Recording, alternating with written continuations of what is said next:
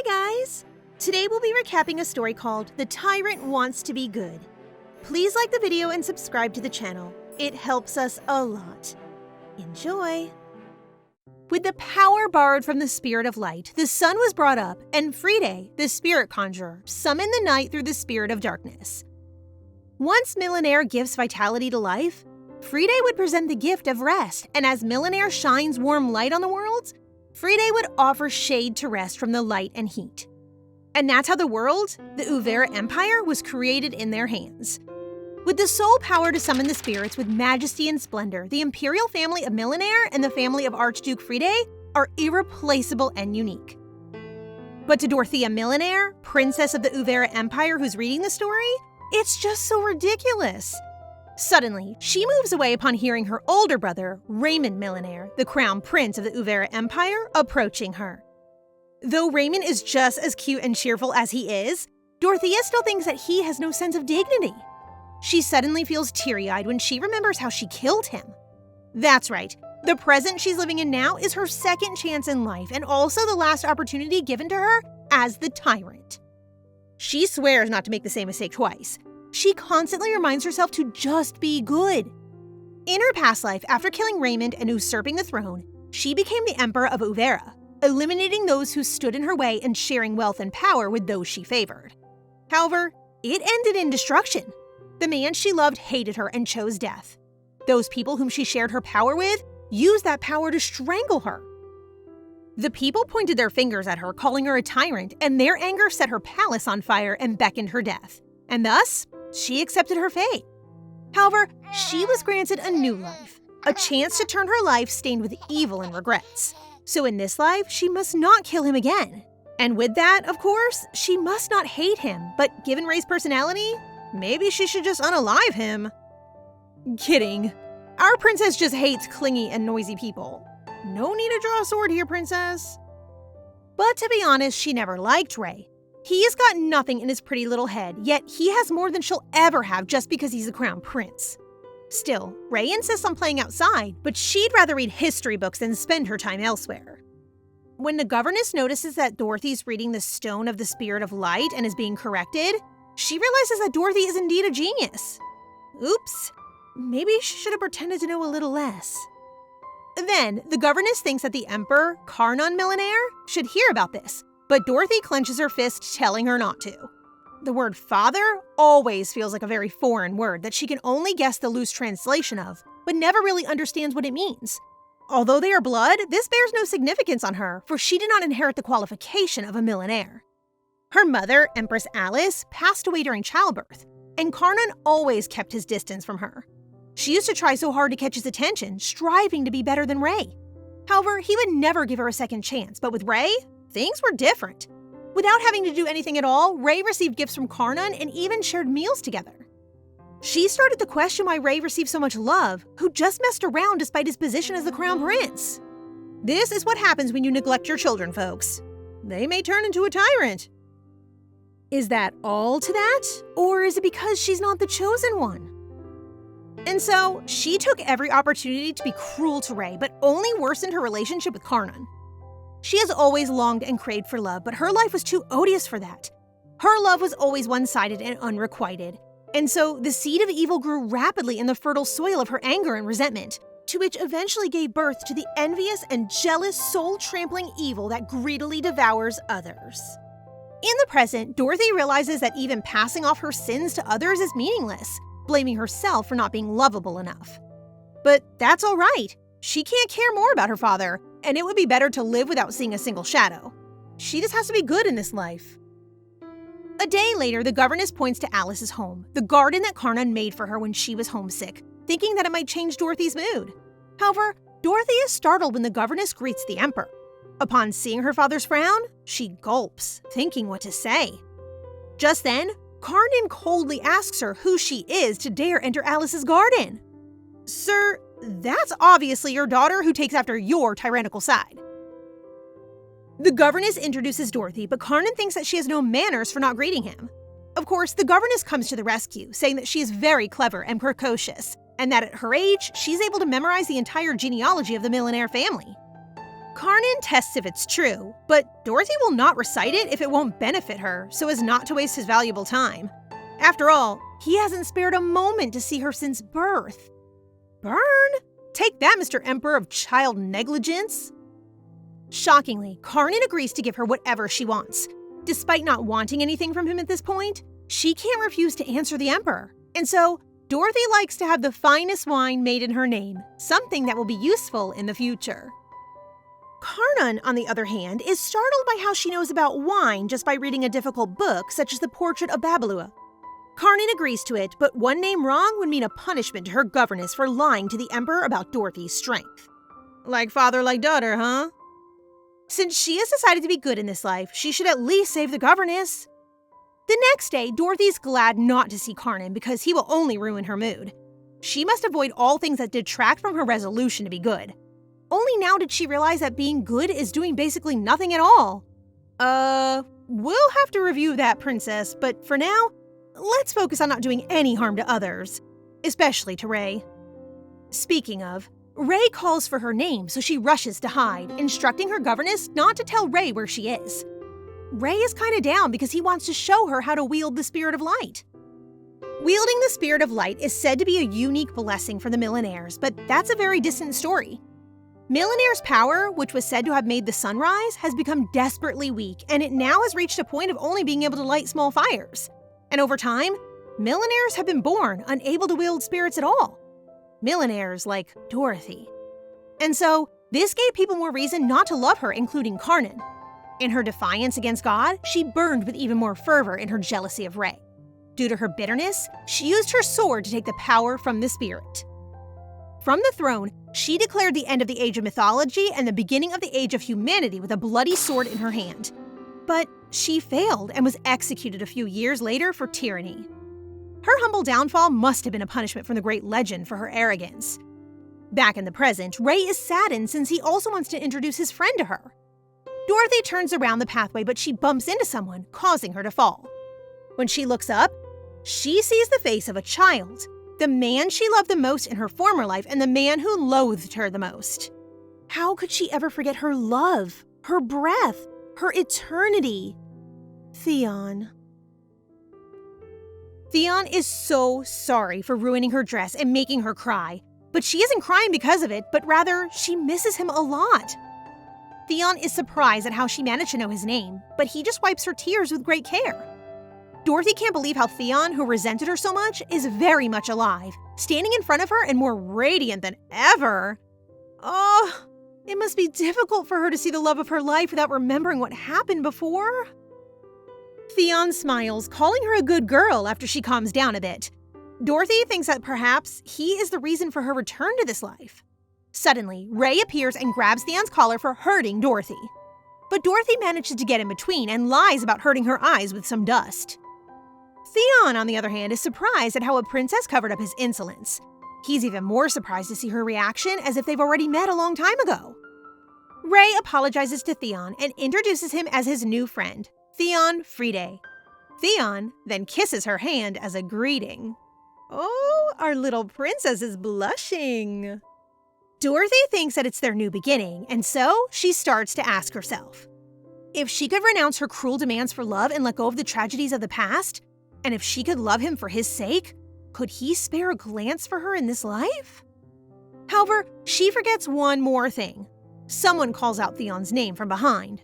Julia Delavigne, Theon's first and last love.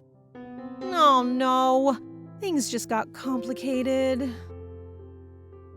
Theon, who had no choice but to marry her due to her persistence and the oath between their families, was in love with Julia until his last breath. Having a long-standing friendship as childhood friends, their relationship was special, and the two of them fit together like puzzle pieces. Clearly, there was no room for Dorothy. She craved Karnon's love to no avail and also sought after Theon's love, which was also futile. Theon kept pursuing Julia even after their marriage by exchanging dozens of secret letters. Dorothy could still remember how he smiled whenever he wrote letters to Julia, a countenance he never reserved for her. And to wipe that beaming smile of his, she ordered someone to fabricate a very plausible charge to lead Julia to her death. Of course, she was overjoyed and deluded that Theon would finally be hers. but he chose death over her embrace, leaving her for Julia once again. In the end, it was her selfish love that drove him to death.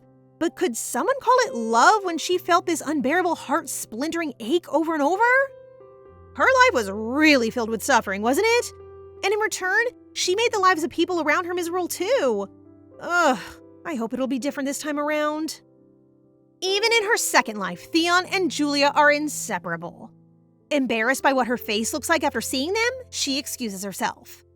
She should have known that there's no room for her there.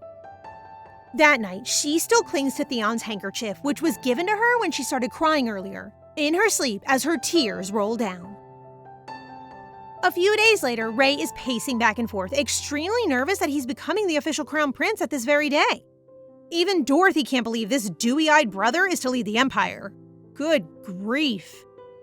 However, she flinches when he tells her that she is the rightful heir to the throne, but she can't since she isn't able to wield the spirits. Thinking about how simple-minded Ray is, his unwitting naivety is the most toxic poison. Ray asks for a hug, but Dorothy just walks away and ignores his request. Poor Ray. I just want to protect him, even though Dorothy is so cruel to him. An investiture is a ceremony where the Emperor formally announces the official successor to the people and is considered one of the Empire's most important affairs. Looking at the scepter, there is supposed to be a spirit stone, but it's now missing. There was news that it was found right before she was executed, but it doesn't matter now. And thus, the investiture is undertaken on this very day. Ray glances at her and gives her his warmest smile. Also, the spirits are flowing in her direction, which makes her even more annoyed. I'm sure Ray just loves you, Dorothy. No need to be ashamed of that. When Karnon crowns his son, Dorothy just hopes that the next sovereign is a good and wise king for the history of books. After that, people start greeting Karnon and Ray, but Dorothy just stands behind them. Their name is like a curse to her because whenever those people admire how she looks just like her mom, Karnon will just tell them that they are spouting nonsense. Ugh, this guy. How can you be so cruel? Dorothy has no choice but to bear with this blatant rejection with no escape, being ignored and treated like a candlestick on the wall. If it were just the old her, she would have been causing trouble for Ray, but that was then. She just wants this to be over, hoping that Ray will understand that it's not a place for her to be in. Suddenly, Theon approaches her with a glass of wine in hand. Dorothy is surprised to see Theon approaching and talking to her, but Theon notices that she hasn't touched any food or drink, so he brings her a glass of pomegranate juice. Well, of course our little princess is kind of delusional, thinking that he must have been watching her all this time. And now she's thinking of savoring every sip. Little princess, let's not assume unless stated. We're on your side here, and we definitely don't want you to get hurt. Theon starts talking about how smart she is based on what Ray has told him, and so he looks forward to seeing her at Epidemic soon. Epidemic is the Empire's most prestigious academy, producing the finest minds in this land and the hub of all social connections among the nobility's youth, advantageously forged for future relations. However, unlike Ray, who was able to easily enroll, she was not given that privilege because she must not overshadow the Crown Prince in any way. In rebellion against this injustice, she snuck out of the palace and hurled a stone at Epidemic, which hit the eldest son of Duke Bronte in the head. It was the final straw in her relationship with Karnon. She doesn't want to repeat that because she already let go of her selfish desires. Theon is quick-witted, so he picks up on the situation just by looking at Ray's position and hers. Dorothy is anxious about Theon seeing this side of hers, so she tries to change the subject, but then Julia comes, telling him that the Grand Duke is asking for his presence. Dorothy is alone again, so she decides to retire to her room when suddenly, someone jabs her drink, causing it to splash all over her dress. But she is even more worried about the juice that Theon gave her. However, Karnon tells her to apologize. Ray objects, saying that she's the victim, but Dorothy bows her head and apologizes to Duke Bronte, a far superior presence in this court than a mere princess with only the facade of power. Gosh, their father really infuriates me. His senseless actions are unacceptable. For Dorothy, it isn't hard to apologize. This kind of treatment is nothing, really. Even better, an acceptable reason to be excused. However, when she looks around, she sees Theon looking at her. She feels nauseous and can't bear their pitiful glances at the pathetic sight of a powerless princess on display. Deep inside, she is begging them to look away, especially him. It's funny how a mere glass of juice can fill one's rosy desires for a moment and suddenly upend her evening soon after, revealing her hidden vulnerabilities. She is used to how Karnon treats her that way, but she can't simply handle that look in Theon's eyes. Even knowing for a fact that he has no feelings for her, she is still jealous of seeing him with Julia. She knows that she must let him go. God, that's heartbreaking. Suddenly, Ray knocks on her door, asking if she wants to talk about it. However, Dorothy just shoves him away. Ray even proposes to have a little party of their own, but Dorothy's upsetting mood is displaced to him. She opens the door and grabs his attire, angrily reminding him to act like a crown prince and emphasizing that she doesn't need his pity. Poor Ray. He just wants to comfort her and make sure that she won't feel out of place. Then, she begs him to leave her alone, crying out in anger. However, she stops when she hears Theon's voice, asking if she's all right. He's right there all along. Oh no, you promised to be good, Dorothy. You betrayed us. It turns out that Ray has brought them, so they could all play together. Dorothy suddenly slams the door shut, embarrassed of what she did to her brother. In her room, she now despises herself for being so pitiful and unlovable. What will he think of her now? She promises to be good. No, better than everyone else. That's her resolution of repentance in this life, but what will happen from now on? For days, she is bedridden, but all this time, she keeps saying to be good. When she finally recovers, she notices Ray's presence peeking in the door. He flinches when she calls out his name and nervously goes into the room, bringing his first crop of tomatoes as a present. Turns out that he made a secret vegetable garden behind the castle. But Dorothy doesn't seem to appreciate her brother's efforts and starts to point out how he should be busy studying instead of growing some vegetables in his little garden. In his defense, he studies from time to time. In her mind, Ray is so unaware that some people are vying to surpass him. Unlike her, he already has the world in his hands without any effort, and while enjoying all the time he has, he's still managed to become the crown prince. We're not trying to invalidate Dorothy's feelings, but Ray deserves to be happy in whatever he does, too, as a child. After all, we really don't know the pressure that he's been carrying all this time, constantly hiding it from his sister so he can cheer her up. But even so, Ray apologizes for always bothering her, but Dorothy tells him that he won't be a good emperor that way. Despite her resolution to be good, there's a part of her that doesn't want him on that throne. Perhaps it's her irrefutable nature as a tyrant. But still, Ray assures her that he will do his best at Epitheme to become a brother she's proud of. But really, she just wants you to focus on taking care of yourself, Ray. She just can be cruel always. Sometimes. Then, Ray hesitantly asks if she wants to go outside.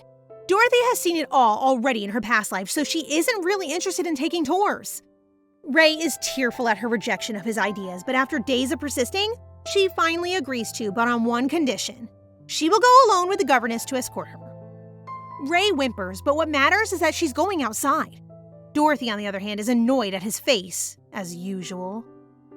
That morning, the governess gives her an outdoor dress to wear, happily squeezing Dorothy's hand, and hurriedly heads out before she changes her mind. In town, the governess offers her hand to hold Dorothy so she won't get lost. In her previous life, she has never walked this place while holding someone's hand. Poor Dorothy. If your mom was alive, I'm sure she would take you to places and hold your hand. When she sees the entire empire, she is kind of happy about it, realizing how it looks without a tyrant. Oops, you forgot your father, princess. Only he's a tyrant to you. The empire she remembers was full of worn-torn cities, emaciated people, and blood-soaked streets. She thinks that perhaps it wouldn't hurt to briefly partake in this peaceful scenery. However, danger awaits down the alley. Dorothy is lying on the floor. Her eyes are blindfolded while her body is tied with a rope. All she can hear are the voices of men planning to get rid of her the moment money is laid in their hands. She clenches her teeth out of anger. She can't believe that it's happening to her. If this situation happened in her past life, those men would be in great trouble right now. 4 days ago, the governess kept on taking her from store to store to try out different things, and she looked so done with the situation that she was in. Dorothy instantly regrets going out. While they were walking, the governess told her that they would stop by a bookstore in the alleyway to get some books for her. This immediately earned her attention, her face eventually gleaming. She really does know how to lift up Dorothy's mood. They are talking about getting a dessert as they're walking towards the bookstore when all of a sudden, someone attacks the governess from behind, causing her to collapse on the floor. The man grabs Dorothy and presses a handkerchief on her face, causing her to lose consciousness. Present. Dorothy is incredulous that she used to be the empress of an empire, but at that very moment, she looks helpless. In her mind, she doesn't mind dying a little too soon, but she certainly doesn't want to be killed by those thugs. It's been 4 days since those thugs sent the governess to come back with money, but no one came. Dorothy passed out for 4 days too, leading her body to feel weak and parched. These men are cruel. How could they do that to a child? She feels that Karnon will only abandon her, even though the governess does her best. She is left with no choice but to take this matter into her own hands. That's right, Dorothy. You couldn't really expect something from your useless father. She sits and asks them to take off the blindfold and ropes. The moment she opens her eyes, a man with a scar on his forehead greets her with a smile on his face. Right there, the act starts. She pretends to be a powerless little girl. With an innocent look on her face, Dorothy asks the man what his name is, and he answers that he is Tutu. She asks him if he is her new governess, but he politely declines, saying that he isn't. With an adorable expression trying to show her charm, she asks him if he is her father's friend, to which he answers yes. She's so cute with those expressions. However, behind those expressions are her bloody thoughts of ripping them apart. She continues to act like an innocent child and goes along with Tutu until she tells him that she is hungry. He feels sorry for her and asks the other guy named Danny if they can give her some food. But Danny doesn't like it. He threatens her with a knife, telling her that they are not her uncles and that they have brought her here to kill her. Tutu is bearable, but Danny's been getting on my nerves. Danny ties her up with a rope once again. All of a sudden, a scorpion appears out of nowhere, which makes both men shriek. Dorothy cleverly offers to catch the scorpion in exchange for untying her. Having no choice, they untie her and Dorothy begins to catch the scorpion. Danny wants her to kill it, but she makes an excuse that she can't since she is too weak to even move her hands. In the end, they end up offering her food, so Dorothy goes out to free the scorpion. The moment she goes out, shock fills her system since the only thing that her eyes can see is sand. They are in a desert. They are in the middle of nowhere, which means that running away isn't an option. Poor Dorothy. What will she do now? Dorothy is still a bit glad that both men kept their promise to let her eat. As she's eating, she hears from both men that it has been spread around the Empire that the princess is kidnapped. They know that they have to get rid of her now since they won't be spared the moment they discover who kidnapped the princess. Hearing all of this leaves Dorothy no choice but to wield a knife. Danny suddenly barges in. She swiftly moves and slashes his back with a knife. The blade barely cuts him. He turns around and clutches her neck as he slams her on the wall. Dorothy tries to fight back and slash him with the knife, but she is too weak. How can you do that to a child? As she is fighting for her life, all the resentment begins to form because there is nothing she can do. Just like Ray being the crown prince, her not being enrolled in Epistetheme, not getting Karnon's attention, and not getting the heart of the love of her life, Theon. Lastly, there's nothing she can do to prevent her trusted servant from abandoning her. She gathers all of her resentment, making her fume with anger, which gives her the strength to fight back again and kicks Danny, causing him to land on the floor and stab him with a knife on the knee. He is shrieking with pain as he looks at her pleading to show mercy with those eyes. Those eyes that Dorothy knows well from her past, seeing her as a monster. But why is she the monster when all she wants is to save herself? That's how unfair the world is. You are seen as bad the moment you stand up for yourself. But she vows to be good, so she turns away from him, harming him no longer. She steps outside and she begins her journey on her way home with a heavy heart, having no shoulder to lean on. The night comes and the wind gets stronger and colder, without a light in sight. She feels powerless. Would things be more different if she could wield the spirit of light? Better yet, if she's Ray, will anyone come to her rescue? She gives up and is ready for her death, a lone death, flickering out like a dying ember. It is far better than she could ever ask for. Just when she accepts her death and is ready to close her eyes, a light and the sound of horse hooves is coming her way. Finally, a reason for you to live! This makes her realize that the gods are cruel indeed. Just when she accepts her ending, they give her a reason to hope and a shameless desire to live. Her legs wobble trying to stand up as she raises her hands calling out for help, but her body can't take it, so she collapses on the ground. However, her efforts weren't wasted. The Empire's search party has found her. Dorothy wakes up from her deep sleep, and the moment she opens her eyes, she is greeted by a familiar room, and that's when she realizes that she's back. As she's analyzing the situation, she hears a familiar voice. It's Karnon's. He's talking about her situation and the people who kidnapped her. She swiftly gets out of bed and walks towards the door. She feels hopeful that Karnon went there to check on her and that he somehow cared about her. However, that overflowing hope vanishes the moment she hears her father treat her situation as a pesky nuisance. Karnon orders the governess to take care of the situation and to make sure that there's no more hassle. He's determined to bury the situation and even go to lengths of punishing the people who escalate what happened as if his daughter's life wasn't put at risk. He's really proven himself as a worthless father. The most horrible father award goes to Karnon without a doubt. Realizing how unloved she is by her own father, Dorothy's heart shatters. Despite how brave and strong she is, the pain that she feels due to her father's treatment of her can't be denied. Karnon is a jerk, a perfect example of a worthless father. Can he give a bit of sympathy because of what his daughter experienced? Her entire life, Dorothy thinks that her father dislikes her because of her selfishness, but she has done nothing to provoke him. This makes her realize that maybe he simply doesn't like her.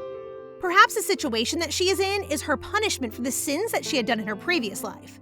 Her punishment for being a tyrant. The next day, the servants check on her. She immediately knows that the governess is replaced. She wonders if her previous governess is doing fine. She feels sorry. The governess is so kind and sweet towards her. Considering her situation, the guy servant recommends she take a rest at the seaside since it is quiet and full of fresh air. The seaside.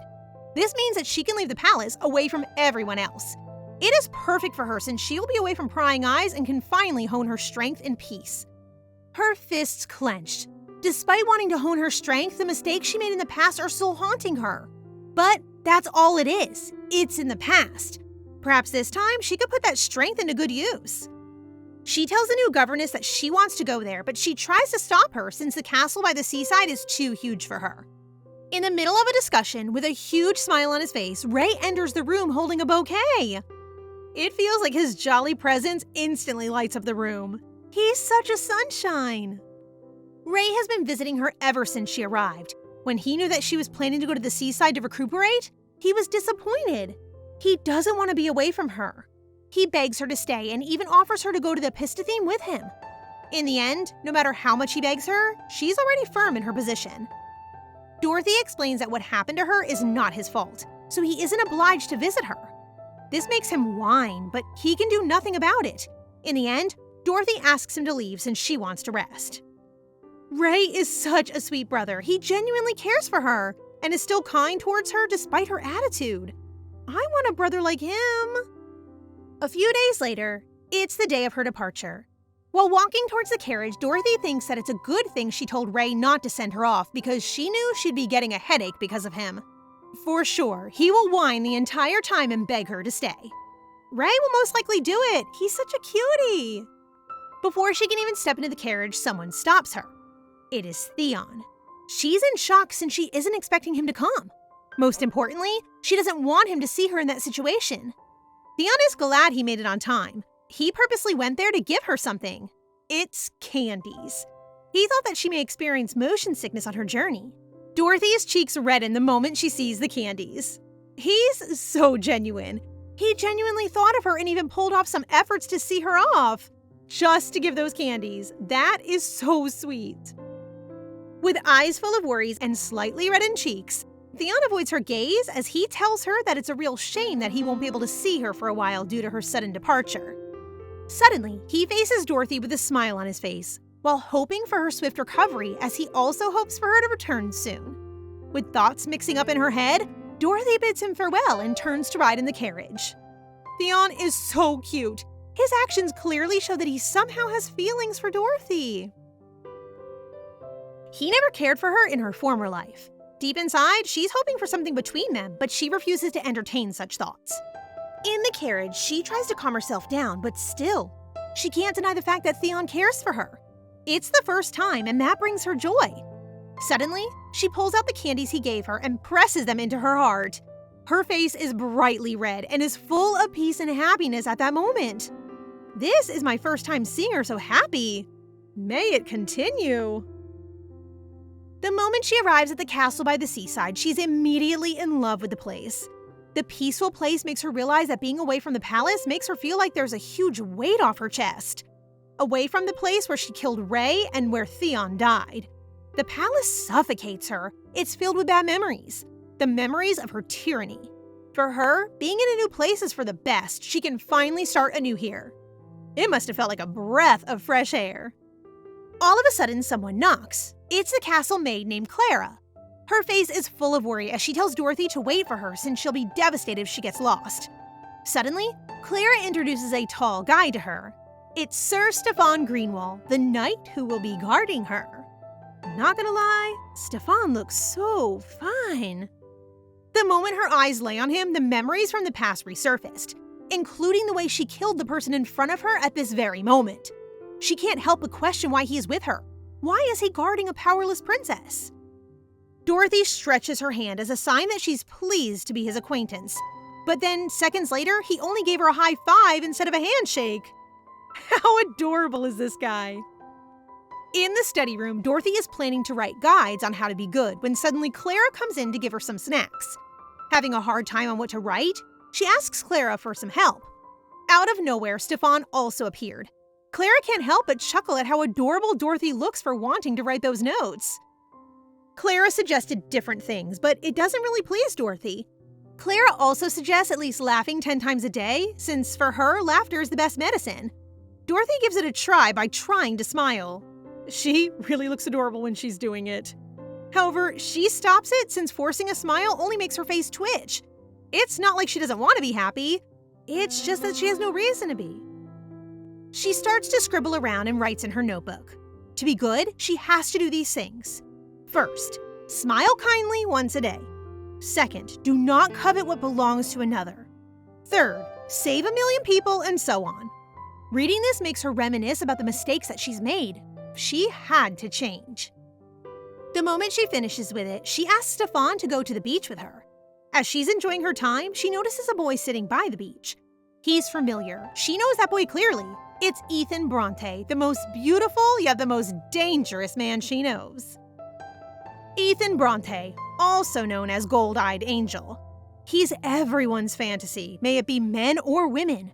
There's no one who dreams of opposing him, and he only has his eyes for Dorothy.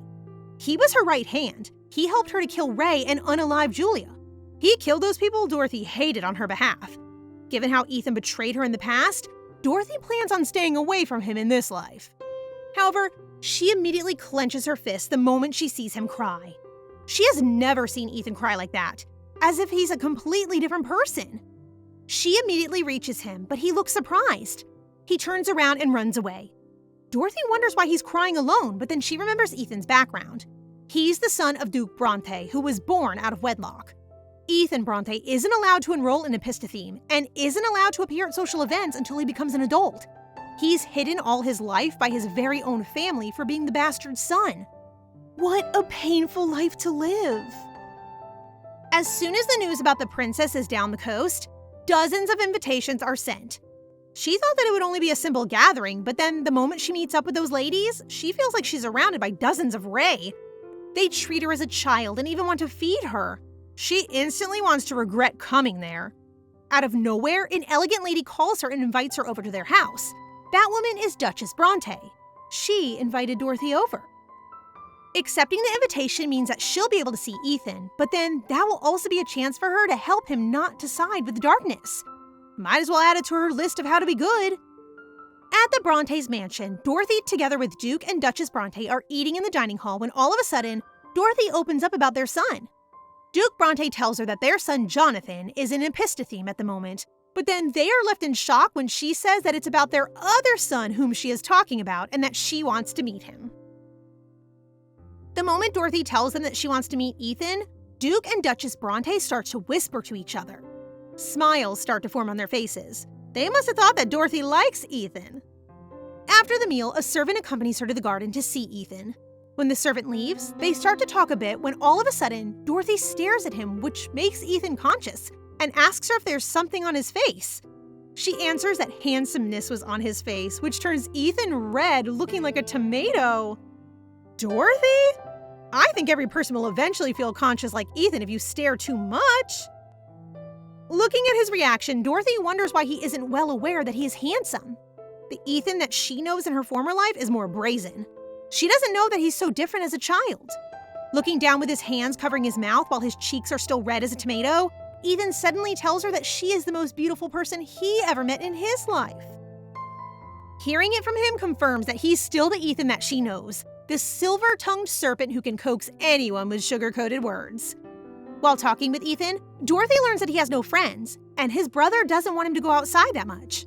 Also, nothing good ever happens when he goes outside. That's why he's so glad that Dorothy is visiting him. She then asks him to come over to Anasta's castle sometime. She thinks that they will be friends. Maybe Ethan can live a different life too. Out of happiness, Ethan goes to her and kisses her on the cheeks, which surprises her a lot. Despite what Ethan shows to her, she still thinks that there's still a chance that he might not be genuine, so she still has to be careful.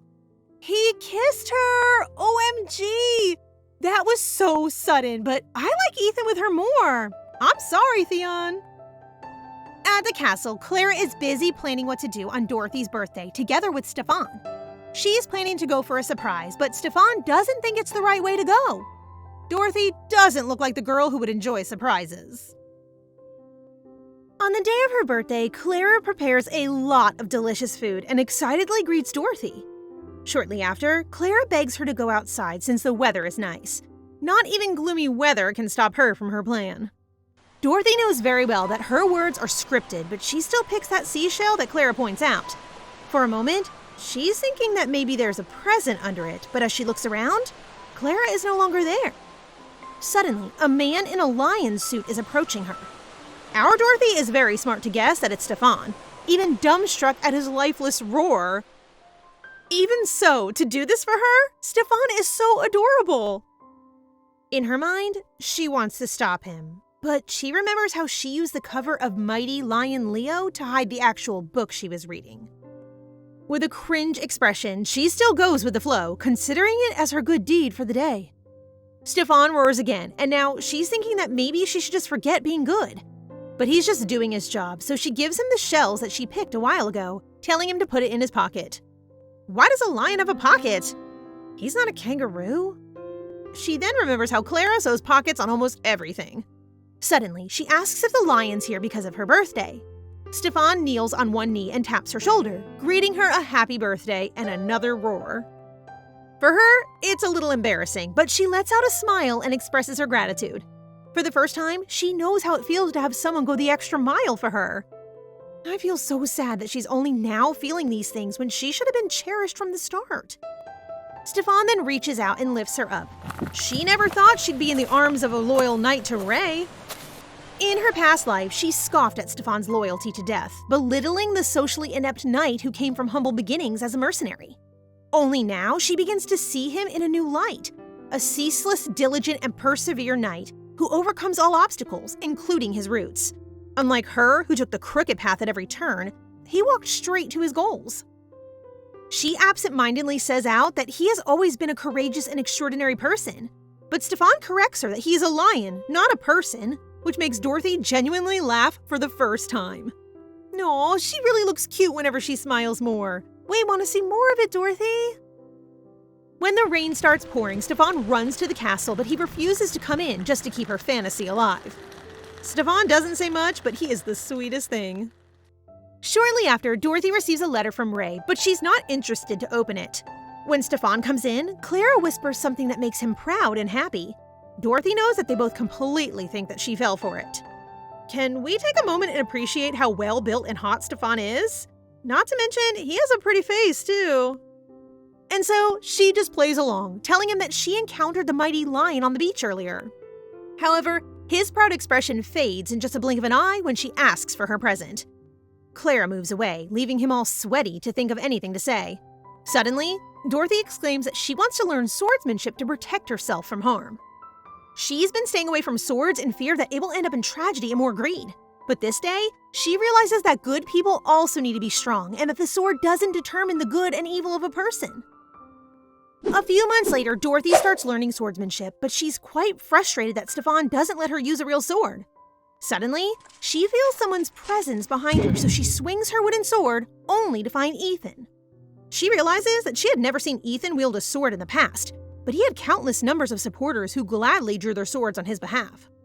Suddenly, Ethan wipes off the sweat on her face, but realizing how awkward it is, she withdraws and wipes herself instead. Then, Ethan grabs her hand, hoping that she can show him around since he gave her a tour of their manor last time. She notices that her hand is clammy from training, so she asks to take a bath first. Naughty Ethan then suggests that perhaps they can start their tour in the bathroom. Behave, boy! You're still a spring chicken. Dorothy feels a chill going down her spine, so she quickly turns around. She should have known not to let her guard down around Ethan. But what were you thinking, Dorothy? Ethan is still a baby. He wasn't actually implying anything. Shortly after, Dorothy shows him her bedchamber first. It's rather empty than the lavishly extravagant room in her past life. She got rid of the expensive yet mindless trinkets since she realized that luxurious things are meaningless. Suddenly, Ethan brings out a very valuable jewelry as a present for her, thinking that it can make her happy, but she refuses to accept it. After all, they've only just met, and this kind of trinket should only be given to someone very special to him. Ethan indeed sees her as someone very special, but he just got carried away to have someone visit him for the first time. He then apologizes for being a burden to her. Dorothy is well aware that he has a special talent in burdening others. Suddenly, Ethan notices a letter from the royal palace. Dorothy tells him that it's nothing important, thinking that it only contains a lot of whining from her brother. If only she was granted the same privilege, she would never throw away such an opportunity at Epidemic. But I feel sorry for Ray. He's just acting like a kid who loves his sister very much. I hope you see this too, Dorothy. Before they leave the room, Ethan points something out on the drawer, which doesn't look like it's coming from the royal palace. She then shoves it inside the drawer, telling him that it's a gift and that he should not mind it. Ethan then proposes to give her a handkerchief next time. Ethan takes one last look at it, with a dark expression on his face. Oh no, this child is something. A dangerous one. I still can't figure out his intentions, but then again, he's a kid. At dinner, everyone's all gloomy. It turns out there's a deadly disease spreading around and it has killed many people. Although it's curable, the cost of medicine is too expensive for most people. Dorothy doesn't want to return to the royal palace yet. Also, she realizes that this is the perfect opportunity to be good. After 2 weeks, the epidemic starts to die down and the villages that were impacted by the epidemic return to vibrancy. All thanks to Dorothy's wealth and position. However, she's still doubting herself if it's truly a good deed to use excess wealth. Of course it is. You helped a lot of people, Dorothy. Suddenly, a servant comes in with a bag of potatoes, saying that someone left it as a way of thanking her for ending the epidemic. Ethan smiles and tells her that everyone who has experienced her kindness will remember her as a truly good person. Looking at the potatoes, she realizes that this is the first time to see someone express their gratitude because of her good deed. Way to go, Dorothy! 3 years later, Dorothy is still under Stefan's training in swordsmanship. However, she's so frustrated that she can't knock him off his arrogant stance, let alone beat him. Suddenly, she finds an opening when Clara distracts them. However, Stefan just stops her attack with his bare hand. Whew! Quite a long way to go, Dorothy. Meanwhile, in Episteme, Ray is sad because Dorothy hasn't written back in 3 years. Theon pats his shoulder and tells him not to worry, but he himself knows that when they parted, he didn't expect them to be far apart for too long. And so, he advises Ray to take a short leave during vacation in order to see her. Ray's mood suddenly brightens as he happily exits. Poor Ray really has the purest of intentions, but I have a feeling Dorothy will not appreciate his presence. When Dorothy's in the bath, Clara informs her that it has been 3 years since the end of the epidemic, but the people still continue expressing gratitude with vegetables. Dorothy then remembers that she saw a boy who delivered the vegetables. She wanted to invite him for dinner, but he always made a run for it. Shortly after, Dorothy receives another letter from Ray again, but she notices that the other one is meant for Stefan. When asked what it says, Stefan replies that it's about the Order's promotion examination, an opportunity for him to rise to a higher rank in knighthood. Clara is happy for him, but Dorothy seems saddened at the thought of him leaving. When she reads it herself, she finds out that the examination date is fast approaching, so he has to leave this week. Also, the postscript says that there's no plans for a replacement, which means Dorothy will no longer be provided with a guarding knight for her safety and protection. Seriously, Karnon is out of his mind. I am so close to breaking into the palace and dragging him out to the sea. As Clara takes her leave, Dorothy expresses her feelings for him in taking this opportunity, believing that he will surely pass the exam. And so she wants to give him a proper send-off, even if their time together is quite short, but they've grown closer to one another. So as her last request, she asks him to stay for another day.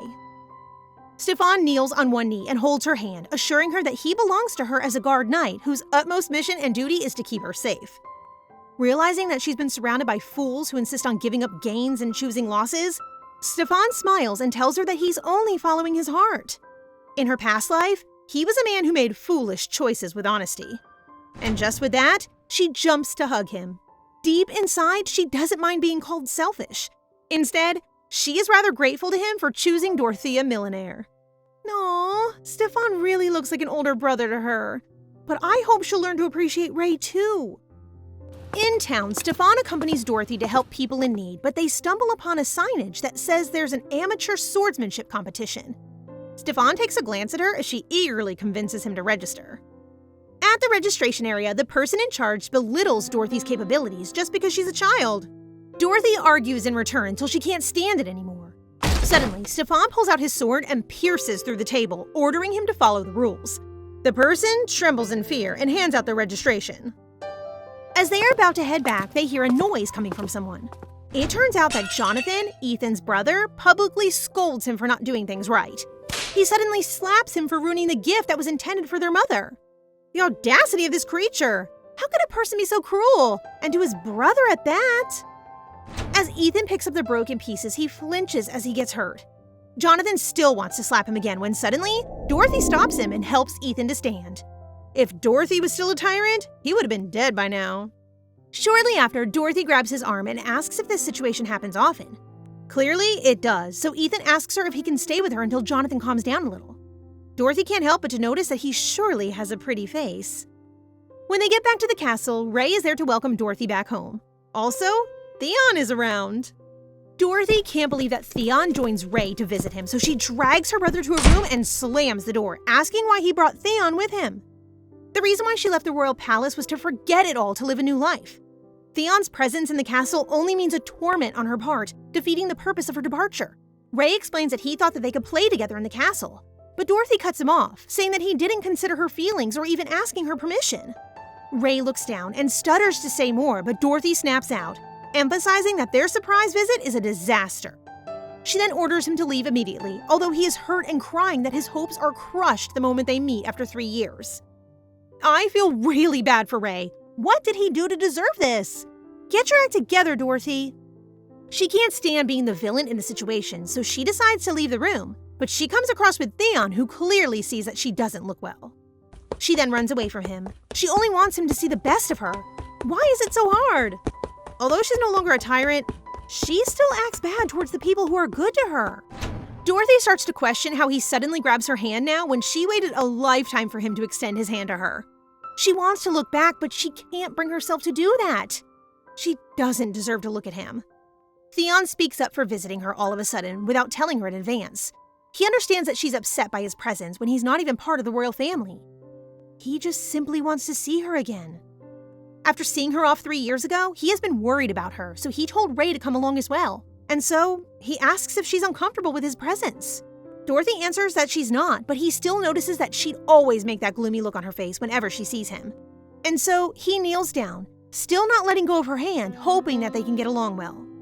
The thought of them getting along well sends a throbbing ache in her heart. She remembers how she begged him not to leave her, and all she ever wanted was for them to get along well together. Gosh, the pain that she must have felt about not being loved back. She must have said those exact words to him hundreds of times, and now he's repeating those back to her?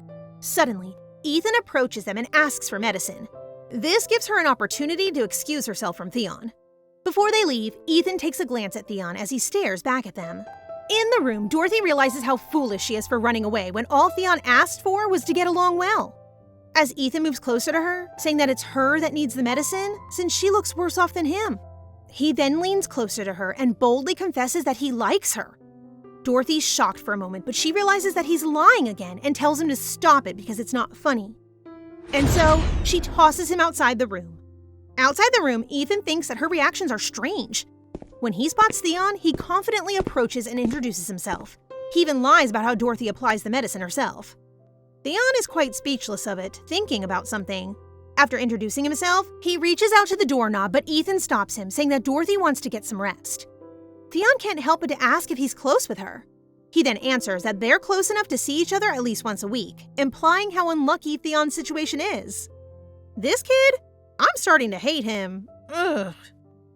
They stare at each other for a while, unable to blink or gaze away even for a second. If stares can kill, I wonder who's down by now. However, Ethan smirks and bows to excuse himself.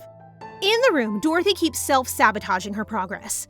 Suddenly, someone knocks on the door with a wordless response. She thinks that it's Theon, but as she opens the door, she sees Stefan standing in front of her. It's cute how he responds with a nod or a shake of his head whenever someone asks him questions. Also, it's cute how Dorothy understands him as if she knows him by heart. Dorothy pats on the couch, telling him to sit. A deafening silence envelops the room for a moment.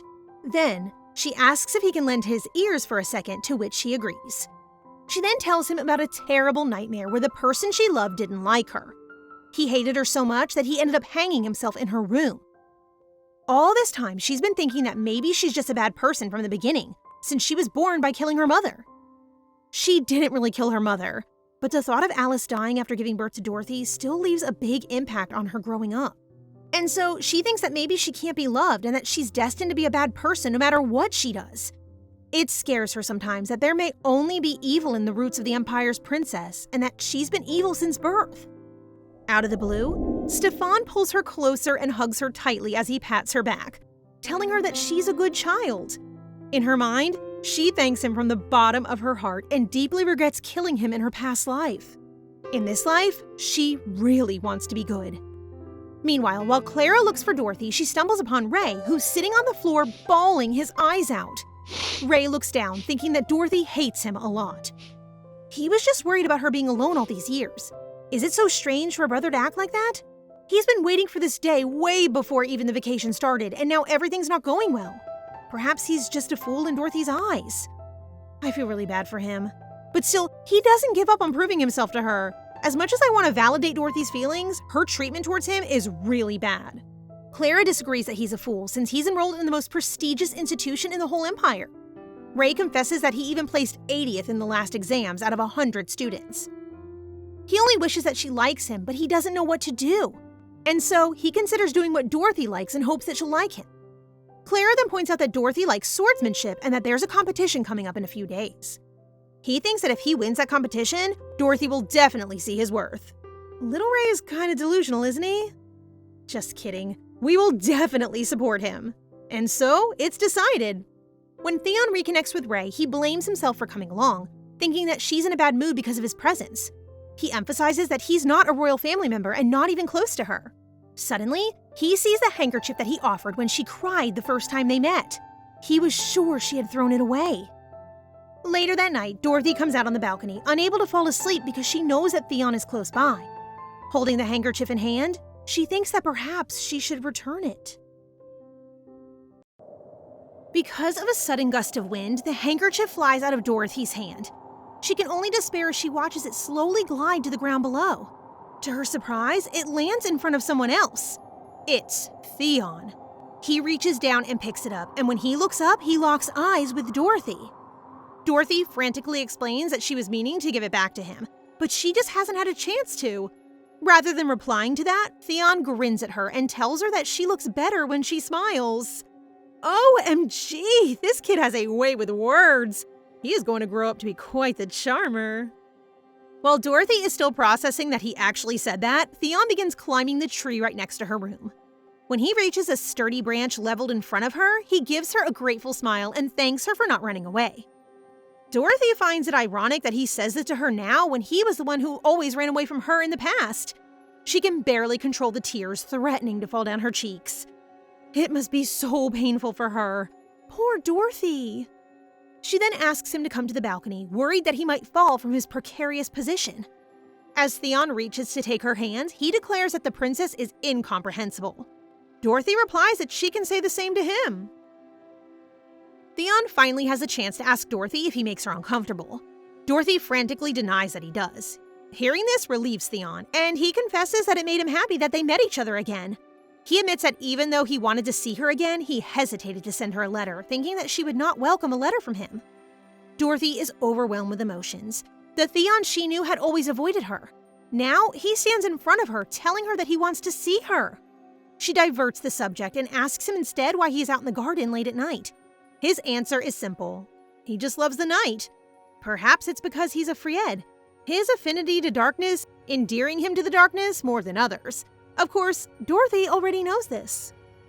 Before they parted ways, he told her that she could hold on to his handkerchief. Dorothy is deeply moved. She had never received a gift from him before. She brings it against her chest and expresses her gratitude.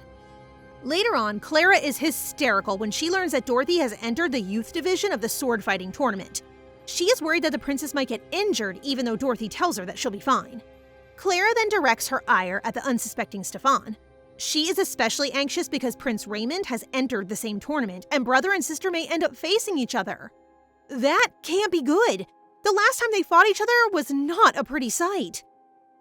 Ray is devastated the following day when he finds out as well. Raymond is such a good brother. I just hope Dorothy can finally see this for herself. Dorothy herself contemplates not joining the tournament, but she decides that she doesn't want to give up what she loves for Ray. Fortunately for Clara's nerves, Dorothy's first match is not against the prince. She is against Alex, a kid who is much older than her. Ethan is not at all happy when he learns that Dorothy has entered the tournament, especially since her opponent is twice her size.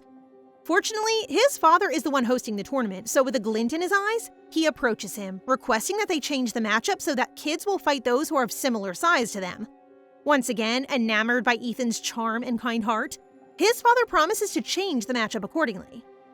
Upon learning that the lineup has changed, Alex boasts that his opponent has chickened out, and how embarrassing it is that he has to fight a little kid. Dorothy hears this, and she is not going to let someone belittle her like this. She taunts the older boy, claiming that the organizers just want to make sure that he stays alive longer. Alex proves to be a hot-headed person, insulting her out of rage. Rather than reacting to Alex's barbaric behavior, Dorothy merely invites him to prove himself in the arena. The first match is announced, and Ray is going up first. When he spots his sister in the crowd, he happily waves at her. But as usual, his cold sister merely turns away from him. Nonetheless, the match begins in earnest, and Dorothy instantly sees the change in his eyes.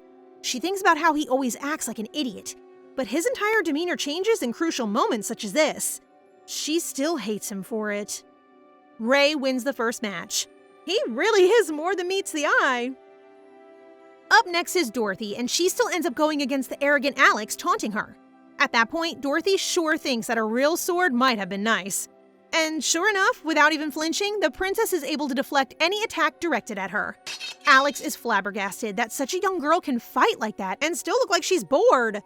That's our Dorothy for you, a true sword princess. Soon enough, her opponent is on the ground and Dorothy takes the win. Nevertheless, the siblings advance through the competition, winning every match. Now that Dorothy has reached the semifinals, she is up against a boy named Joey.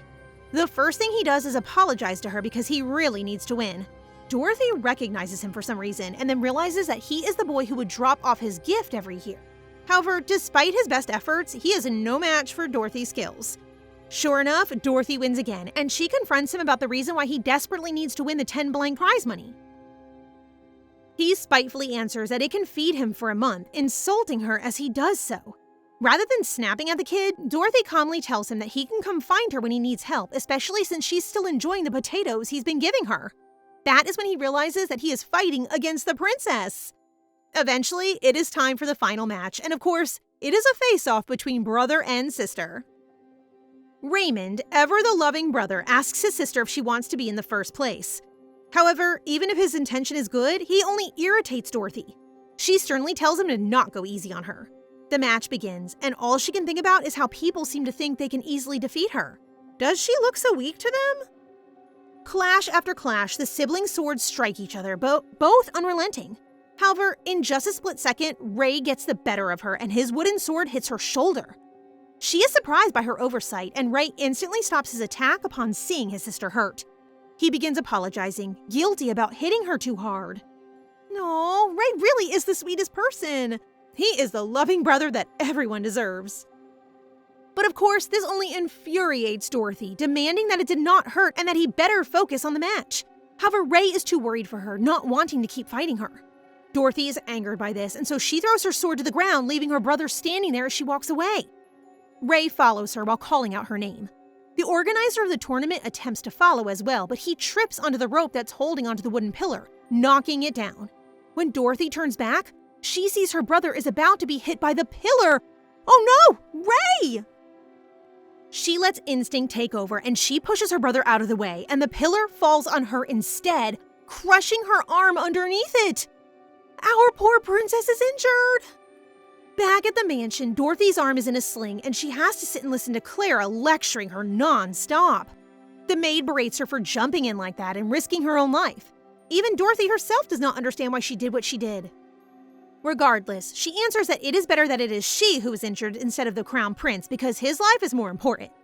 Hearing this surprises Stefan and Clara, and the maid passionately declares that since they are her people, they will always save her first.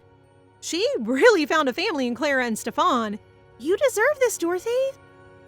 Dorothy, upon hearing such a sweet statement, blushes and smiles brightly, thanking them earnestly. Meanwhile, Ray is beside himself due to guilt. The poor boy is crying so hard because he is the reason why his sister is injured. He now sees that coming there is a disaster. Oh, it really breaks my heart when I see this ball of sunshine crying. Theon wants to comfort his friend, but he figures that it is better to leave him alone for now. He leaves Ray's room only to come across Ethan Bronte. The tension between these two is palpable. They sure don't like one another. Ethan comments that he thought Theon would have been home by now, and Theon haughtily replies that it's none of his business. Ethan is not fazed. Rather, he tells him that the princess is uncomfortable when he's around. Theon then mentions that Ethan seems to be interested in the princess. Ethan does not deny his speculation, claiming that he likes Dorothy. Wow, Ethan really is bold.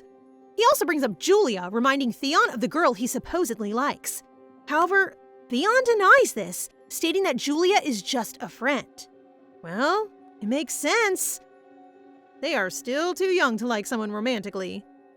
Afterward, Dorothy has been patched up and Lord Bronte takes responsibility for the incident since it was his event. But deep inside, he is quite relieved that it was her who was injured rather than the crown prince. Ugh, this person! I don't want Ray injured as well, but for an adult to think like this? How ill-mannered. Dorothy magnanimously dismisses his supposed worries, thanking him for his cooperation instead. Shortly after, the princess leaves, before Ethan can even talk to her. However, he is devastated when she does not look at him once. On their way back, Ray is still crying, thanking her for saving him. He is so apologetic for getting her hurt. He asks her to never do such a thing again because he doesn't want to see her hurt. Dorothy contemplates how Raymond's good nature will hinder him from being a good emperor. She wants him to change this. Oblivious to her thoughts, he offers to do whatever she wants to help her. Dorothy decides to take advantage of this. Dorothy is lying in bed, wide awake. Earlier, she was informed that Theon would be returning to the capital early the following day. This bothers her because she doesn't know when she'll see him again. Her strength can only go so far, and soon she is standing up, wanting to see him before he leaves. She wants to be selfish just this one last time. She arrives at Theon's door right when he is about to leave. Seeing that he is surprised to see her, she explains that she wants to say goodbye. While she is speaking, she has to will herself to not sound nervous. Theon asks about her arm, and even though she answers that she's fine, he still worries. He recalls how much he wanted to run to her when she was hurt. If he had the power, he wanted to save her. Nonetheless, he does not voice this. Rather, he expresses how glad he is that she is fine. He tells her that he wants to grow stronger so that when they see each other again, he'll be able to protect her. Oh, this is so cute. Could he really like her this time around? Will her love no longer be unrequited in this life? His words make her flustered, sheepishly thanking him for thinking of her. She isn't sure if this is the same Theon she knew. Surely this is just out of courtesy for the royal family. Theon flips her world even more when he asks that they keep in touch through letters, making her promise that she'll write back. The smile he gives her is too much for her to take, so she bids him goodbye. But before she can leave, he asks her if she and Ethan Bronte are just friends. She is kind of confused by this, but she confirms this.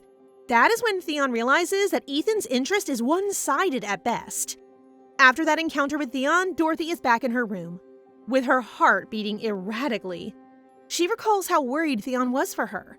She is overwhelmed with happiness, and before she drifts to sleep, she concludes that she might have a good dream. Unfortunately, this does not come to pass because in the dream world, the events of the past occur once again. Princess Dorothy, after winning the war against the Harks, is informed that the last order of the late Emperor is to defend the Crown Prince from her. She is not surprised that her father has abandoned her until the end. An enchanting whisper reaches her ear. At the same time, a delicate hand wraps around her blood-covered ones. Ethan Bronte tells her that she has the qualities of a great empress. He convinces her that she is the most suitable person for the throne. Dorothy, at that moment, is enraged as she recalls how Raymond always gets everything on a silver platter, while she has to claim what is hers. Why is Raymond always right and she is wrong? She turns to Ethan and declares that she will claim the throne. After cutting through the Crown Prince's guards, she finds Raymond alone. Despite her ragged and violent appearance, Ray welcomes her as his beloved sister. He attempts to make a toast for her recent victories, but she dismisses this as foolishness. Instead, Ray comments that they should toast for their father's funeral. However, Dorothy is relentless, claiming that she has come to kill him. Ray looks at his sister and hopes that she doesn't regret her choices. Despite the tears in Ray's eyes threatening to fall, Dorothy makes it clear that it has always been this way. People see him as good and she as evil, always the tyrant. Dorothy attacks him with her sword, and Ray counters her attacks, asking her to surrender. However, she demands that he cut her head if he wants her to stop. She notices the look in his eyes, one expressing regret and reluctance. Why does he look like that when he is supposed to kill her?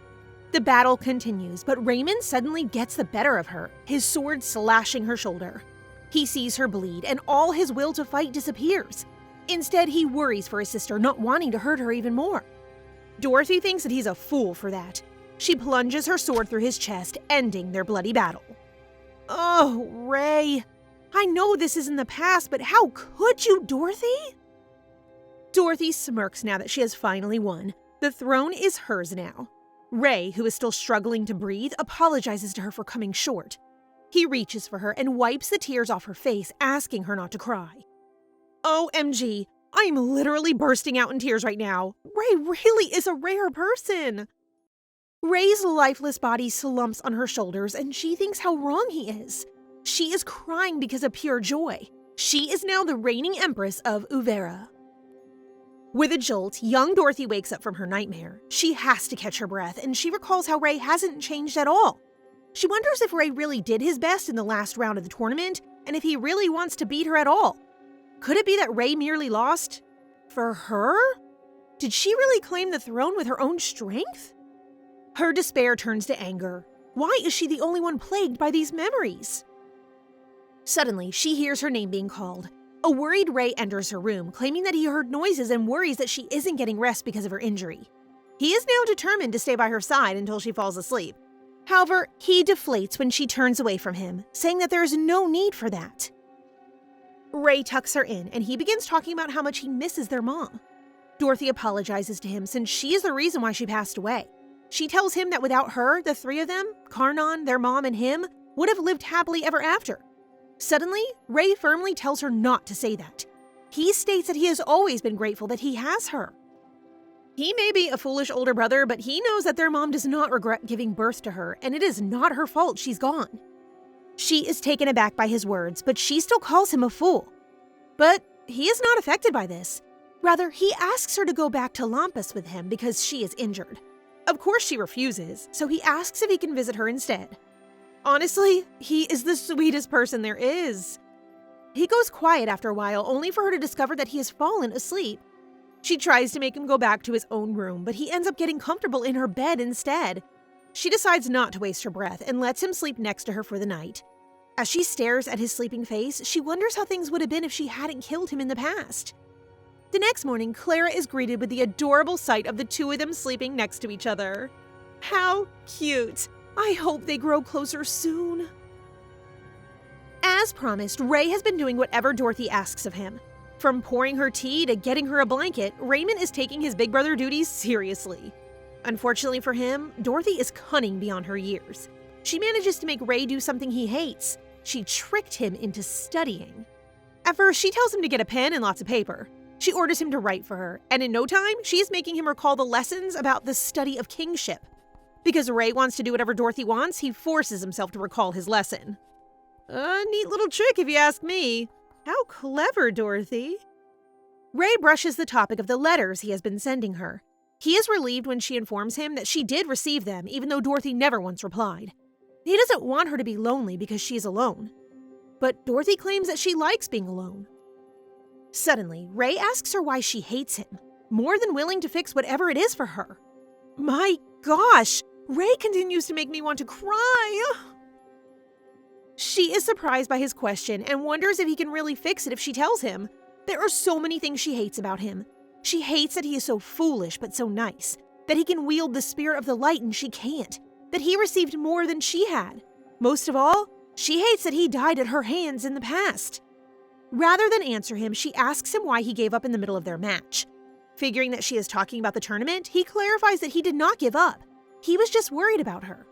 She then tells him that what she doesn't like is that he is so good and nice, while she is just evil. He is confused by her statement, and rather than explaining, she tells him that a fool can never understand. She then says that she wants to rest. She knows that he'll be hurt if she is honest with him. That is when he promises to come within the top 50 of his class in the next exam. He even makes her pinky swear to seal his promise. Even though she is annoyed by his childishness, she wraps her pinky around his. Meanwhile, in the Bronte household, Jonathan is hysterical that Ethan did not tell him that Dorothy was the Imperial Princess. Ethan, who obviously did not tell him on purpose, comes up with a devious reason. Jonathan begins calling him names. At that moment, his mother arrives, witnessing the cruelty of her son. She instantly comes to the crying Ethan's rescue. She punishes Jonathan by canceling the party he is planning for his friends. Jonathan is enraged to see his mother doting over Ethan. Ethan, in turn, asks their mother if he can visit the princess to see how she's doing. Lady Bronte is moved by how thoughtful he is, unable to resist his angel-like features. Ethan asks Jonathan to come with him, but as expected, his brother refuses, much to the annoyance of Lady Bronte. Ethan then tells her that he'll just go alone. Truth is, he wasn't really planning to go with Jonathan in the first place. He can't let Dorothy meet his scum of a brother. Ethan really is manipulative, isn't he? He clearly acted like he wanted Jonathan to come so that their mother could see him as the dutiful one while getting Jonathan in trouble. This kid is a master of deceit. Clara worries that the soup she's made for the princess lacks something, so she makes Stefan try it. However, as usual, Stefan does not say a word after tasting it. Clara is devastated, thinking that his silence means that the soup is not good. Right then, Stefan suddenly speaks, albeit slowly, telling her that it is delicious. Clara is delighted, however she hits him with her fist playfully for not saying so earlier. Unfortunately, Stefan is still holding the soup and it spills all over his shirt. She tries to help him by wiping it with a towel, but like the wind, Stefan speedily steps back and his face is blushing. Before she can help him clean up, Stefan bolts as fast as he can. Stefan sure is acting sus. Could it be that that cutie likes Clara? Meanwhile, Dorothy is on a balcony, quietly admiring the sea, when Ethan arrives, apologizing for being late. He then tells her that he worries that her injury will interfere with her swordsmanship, aware of how much she likes it. Dorothy assures him that it is just a fracture and will eventually heal. Ethan then mentions that it is a bit windy, and she explains that she's enjoying the fresh air. In a gentlemanlike manner, he places his coat around her shoulder, sweetly telling her to take care of herself. I'm starting to see the notoriously charming Ethan Bronte of the future. This kid knows his way with words indeed. Is it a good thing? We'll find out. Moments later, Ethan presents her with a gift. She tries to tell him that he didn't have to, but claims that his family bears the responsibility for her injury, so he can't visit her empty-handed. He helps her unravel it, revealing a beautiful handkerchief with an enchanting sword embroidered on it. She thanks him sincerely for the thoughtful gift. She thinks that the sword design is quite unique, especially since Ethan had it custom-made. Ethan then makes a request. Shyly, he asks if he can write something on her cast. Dorothy is filled with disbelief because this kind of behavior is something that she expects from Ray, but Ethan? Regardless, she agrees with the harmless request, much to Ethan's glee. Not long after, Ethan is gently holding her injured arm while writing on her cast. When he is done, Dorothy is moved by the sweet words he has written. He tells her that the beautiful pearl will shine dazzlingly after a long and dark period of healing from deep wounds. Ethan really is strangely perspective. I feel like he's really attuned to Dorothy. When Ethan asks if he can visit her again, she only has to look at his bright expression for her to agree. A month later, a most unwelcome letter arrived for her. It's from the royal palace. Is Karnon summoning her back? The content of the letter is not what she expected. It is an order from her ever-loving father. Emphasis on the sarcasm? Telling her to play her part as the royal princess. A royalty from Hark is headed their way, and she's expected to greet them. Her encounter with the Harks in her past life was unpleasant. When she claimed the throne, she expanded her empire, and one of the victims of this was Hark. For a second, she tries to recall the reason for Hark's sacrifice. She then remembers that it was all because of none other than Ethan Bronte. Monica, the fiancée of Prince Nereus of Hark, fell in love with Ethan. The whole thing was bound to be a disaster, but Ethan savored every moment of the chaos. Monica broke off the engagement with the prince, and Nereus was enraged, understandably so. So when Nereus takes the throne, his first move is to attack the Empire of Vera, and she remembers going to battle with Ethan himself. Ethan and Nereus were bound to be arch enemies, and she admits that she used to enjoy watching Ethan torment the hot-tempered prince. However, in this second life, things have to change. She sure hopes the Bronte family won't send Ethan to greet the Prince of Hark. It will not end well if they meet each other. But even if they do, she may influence them to get along instead. If she plays her cards right, she may be able to cross off number 3 on her How to Be Good list, which is to save 1,000,000 lives.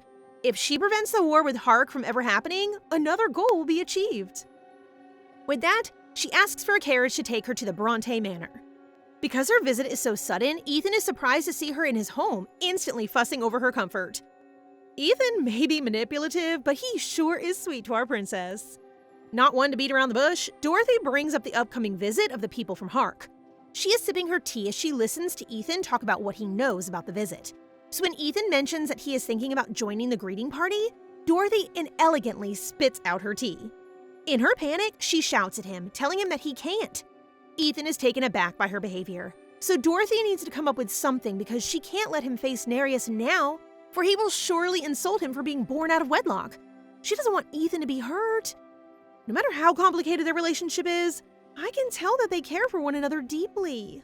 That is when she remembers Clara rambling about some fortune teller. She hurriedly blurts out that she had a tarot reading, and tells him that she's learned that if he meets someone from Hark, the energy of death will grow stronger. However, his reaction is not what she expected. He starts laughing with a bright blush on his face. Apparently, he is quite pleased that she asked a fortune teller about him. Dorothy, upon realizing what he is implying, frantically explains that it was just for fun. Even though he doesn't believe in tarot reading, he will do as she wishes. Aww, gosh, they are so adorable. Hearing this relieves Dorothy of her worries, so she happily thanks him for agreeing. However, in return, he wants her to grant him a wish. He wants to be her escort at her Debutante Ball. I gotta hand it to you, Ethan. You sure think in advance. Because of Ethan's request, the memory of her Debutante Ball comes rushing into her mind. In her past life, being the escort of the outcast princess was deemed a punishment, so nobody wished to be her escort. Raymond suggested that his best friend Theon be her escort. Theon had no choice but to obey. But even though he was basically forced, it was the day that she fell in love with him. It was the happiest moment in her past life, but she can barely recall the expression on his face back then. She can only wonder if the beginning of her love for him was the start of his unhappiness. After that, Karnon pursued her engagement to Theon to strengthen his hold on the Fredia dukedom. She is pulled from memory lane by Ethan, so she turns to him once again. She tells him that the Debutante Ball won't be happening soon, but he is persistent, asking her to promise with a pinky swear. My God, this kid looks like an angel! No wonder Dorothy can't resist his cuteness. Dorothy decides to agree with him because having an escort is a good thing, convinced that no one will want to dance with her anyway. Besides, she knows that she will not be engaged or married to Theon this time around. Oh, I don't know what to feel about that. Ethan is practically glowing when they seal their promise with their pinkies.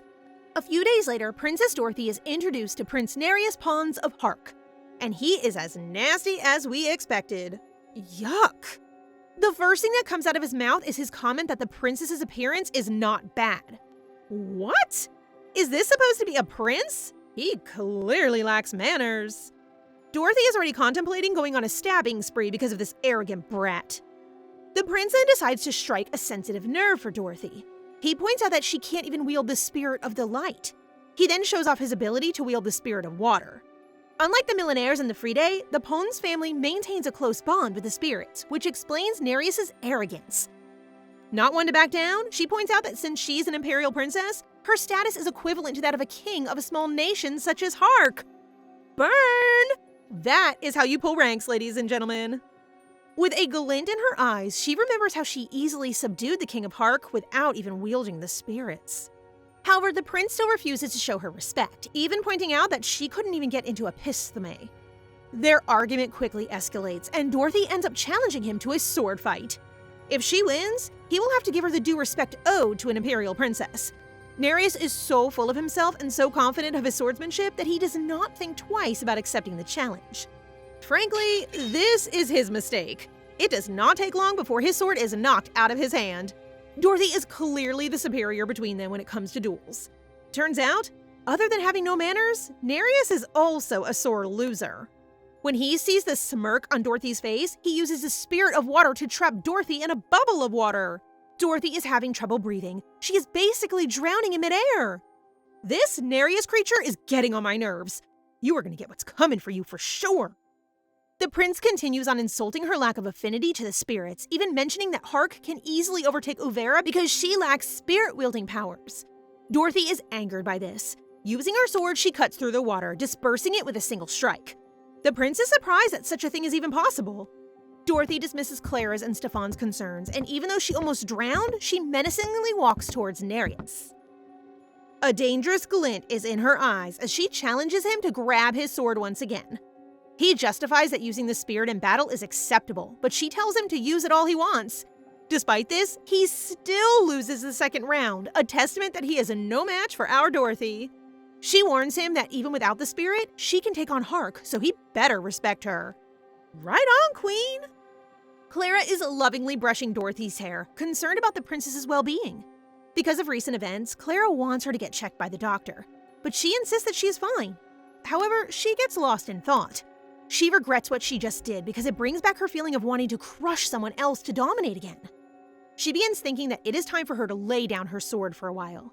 At that moment, a frantic Ethan enters her room and worries about her as usual. He has heard that she was injured because of the prince. She eases his worries, even though deep inside she is contemplating how useless she is for not being able to wield the spirit. Ethan once again pulls her from her dark thoughts, telling her that even though she says that she's fine, her face clearly shows that she is not. He takes her hand and asks her once again if she is truly all right. He really knows her, doesn't he? I know it's kind of early, but I kind of am rooting for him now. When she doesn't reply, he volunteers instead to play the violin for her. He is very enthusiastic to show her his skill. Ethan plays from the heart, and Dorothy is in awe of his talent. Even Clara and the ever-silent Stefan are impressed by him. Dorothy also compliments him, and Ethan is bashful about all the flattery. Suddenly, a knock on the door announces the arrival of Prince Nereus. Ethan's demeanor changes entirely because of the presence of the boy who bullied the princess. Dorothy definitely cannot let Ethan and Nereus meet right now, so she frantically tells Ethan to hide. She pushes him behind the curtain with Stefan guarding him. In the rudest manner, Nereus enters her room by shoving her out of the way. Gosh, this kid really needs a lesson in manners and etiquette.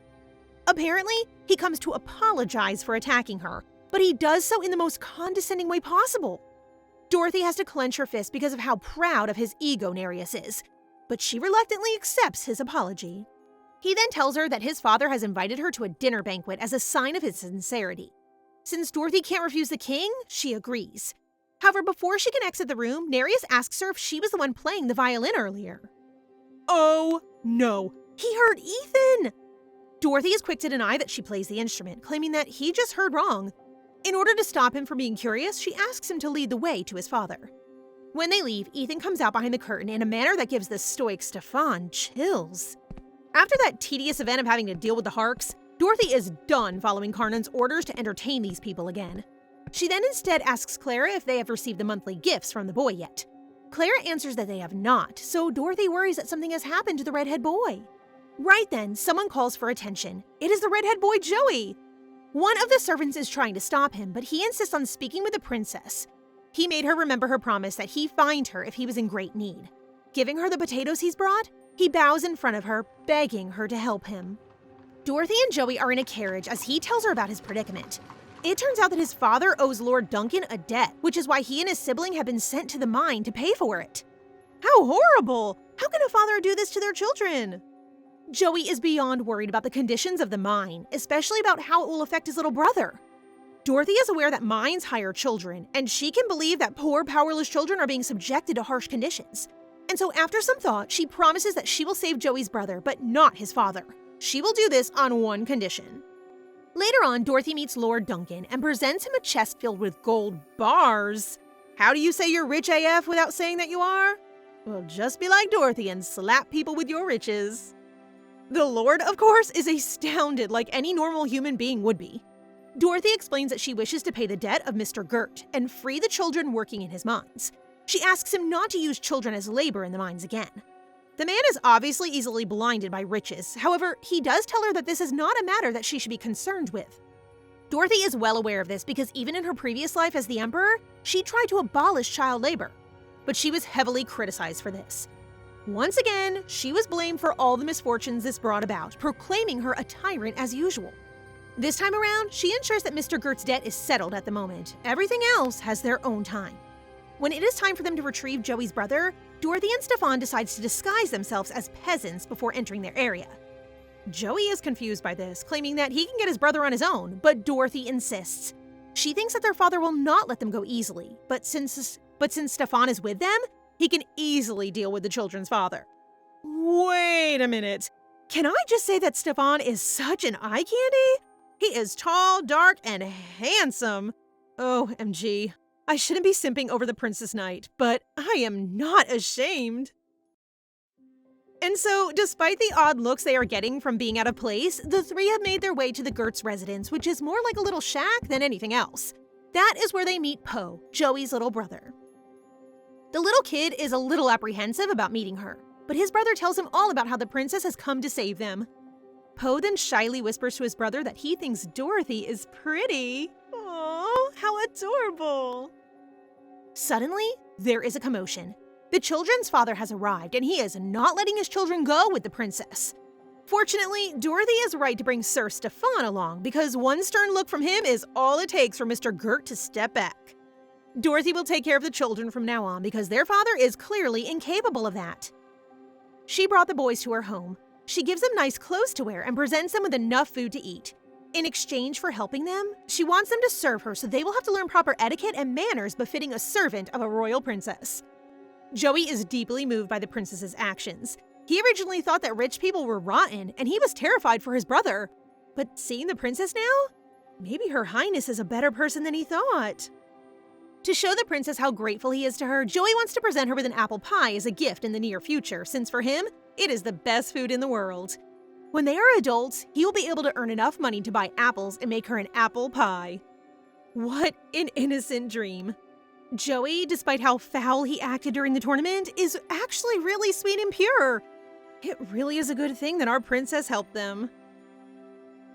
They begin having their meals, and the boys are enjoying the best meal they've ever had. When she tells Joey that he should try the steak, he declares that she is the kindest person he has ever met. Dorothy is a little confused that it only takes a piece of steak to be kind, but Joey clarifies that he means that it's because of how she saved them from their father. She brought them to her home and gave them nice clothes and food to eat. Little Poe agrees with his brother wholeheartedly. Dorothy is affected by this declaration.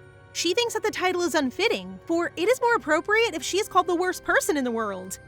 Oh, Dorothy, you've come so far, dear. You've changed. Stop being hard on yourself. Rather than dwell on this, she announces that they will have dessert now. Because Joey has mentioned his fondness for apple pie earlier, she has instructed the servants that they will have it for dessert. Upon seeing the gorgeous apple pie, the boys are amazed, and Joey is close to tears at this point. He is so touched at this point that he ends up using foul language, much to the princess's annoyance.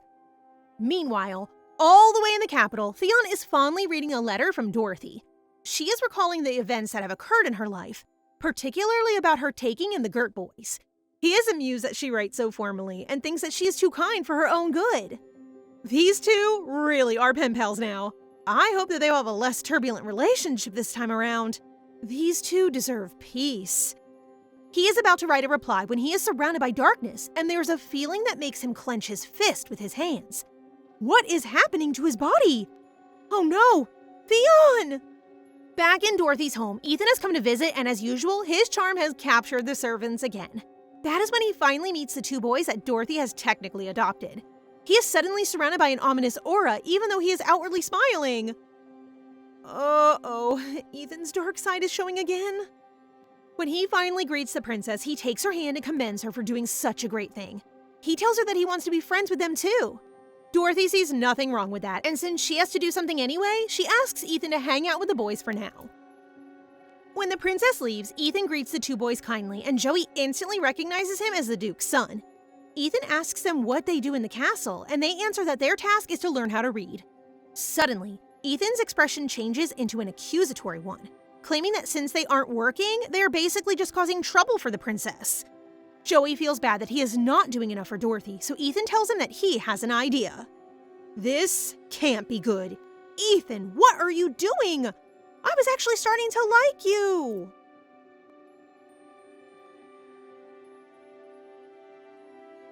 Ethan and Dorothy are together when Joey and Poe excitedly go to them, looking particularly excited. They then show her that they have picked some berries for her. The two promise to do their best for her from then on. Dorothy smiles fondly at the gesture because no one has ever done such a thing for her before. However, her smile turns to a frown when she notices the piece of cloth where the berries are placed on top. It's Theon's handkerchief. Her entire aura shifts as she coldly asks Joey where he got the handkerchief from. Joey sheepishly answers that he used it because the berries were dripping with water after they washed it, so he laid the handkerchief underneath it. Dorothy icily tells them to not lay their hands on other people's belongings and not to enter people's rooms without permission. Joey notices that she is displeased, and Poe starts weeping. Joey tells her that Ethan told them that the princess would like it if they prepared her some snacks. Ethan clarifies that he simply gave them the advice because they wanted to do something for her. When Joey tells Dorothy that it was Ethan who told them to lay something underneath the fruits, Ethan, with a regretful face, answers that he did not expect them to use Theon's handkerchief for this. Dorothy asks the brothers to leave, and when Joey looks back, he sees Ethan snickering at him. Ah, Ethan, you're slipping! Stop being mean! When they are alone once again, Dorothy slaps Ethan on the face. What Ethan is not aware of is that Dorothy knows him more than anyone else, which means she is aware of his manipulations. Dorothy has realized that the two of them are still the same as before. She was arrogant to think that she could change him for the better, but how could she when she couldn't even discipline herself? In the past, Ethan had a strange habit of dropping his belongings just so ladies would pick it up for him. He felt a sense of superiority when noble ladies bowed their heads before him.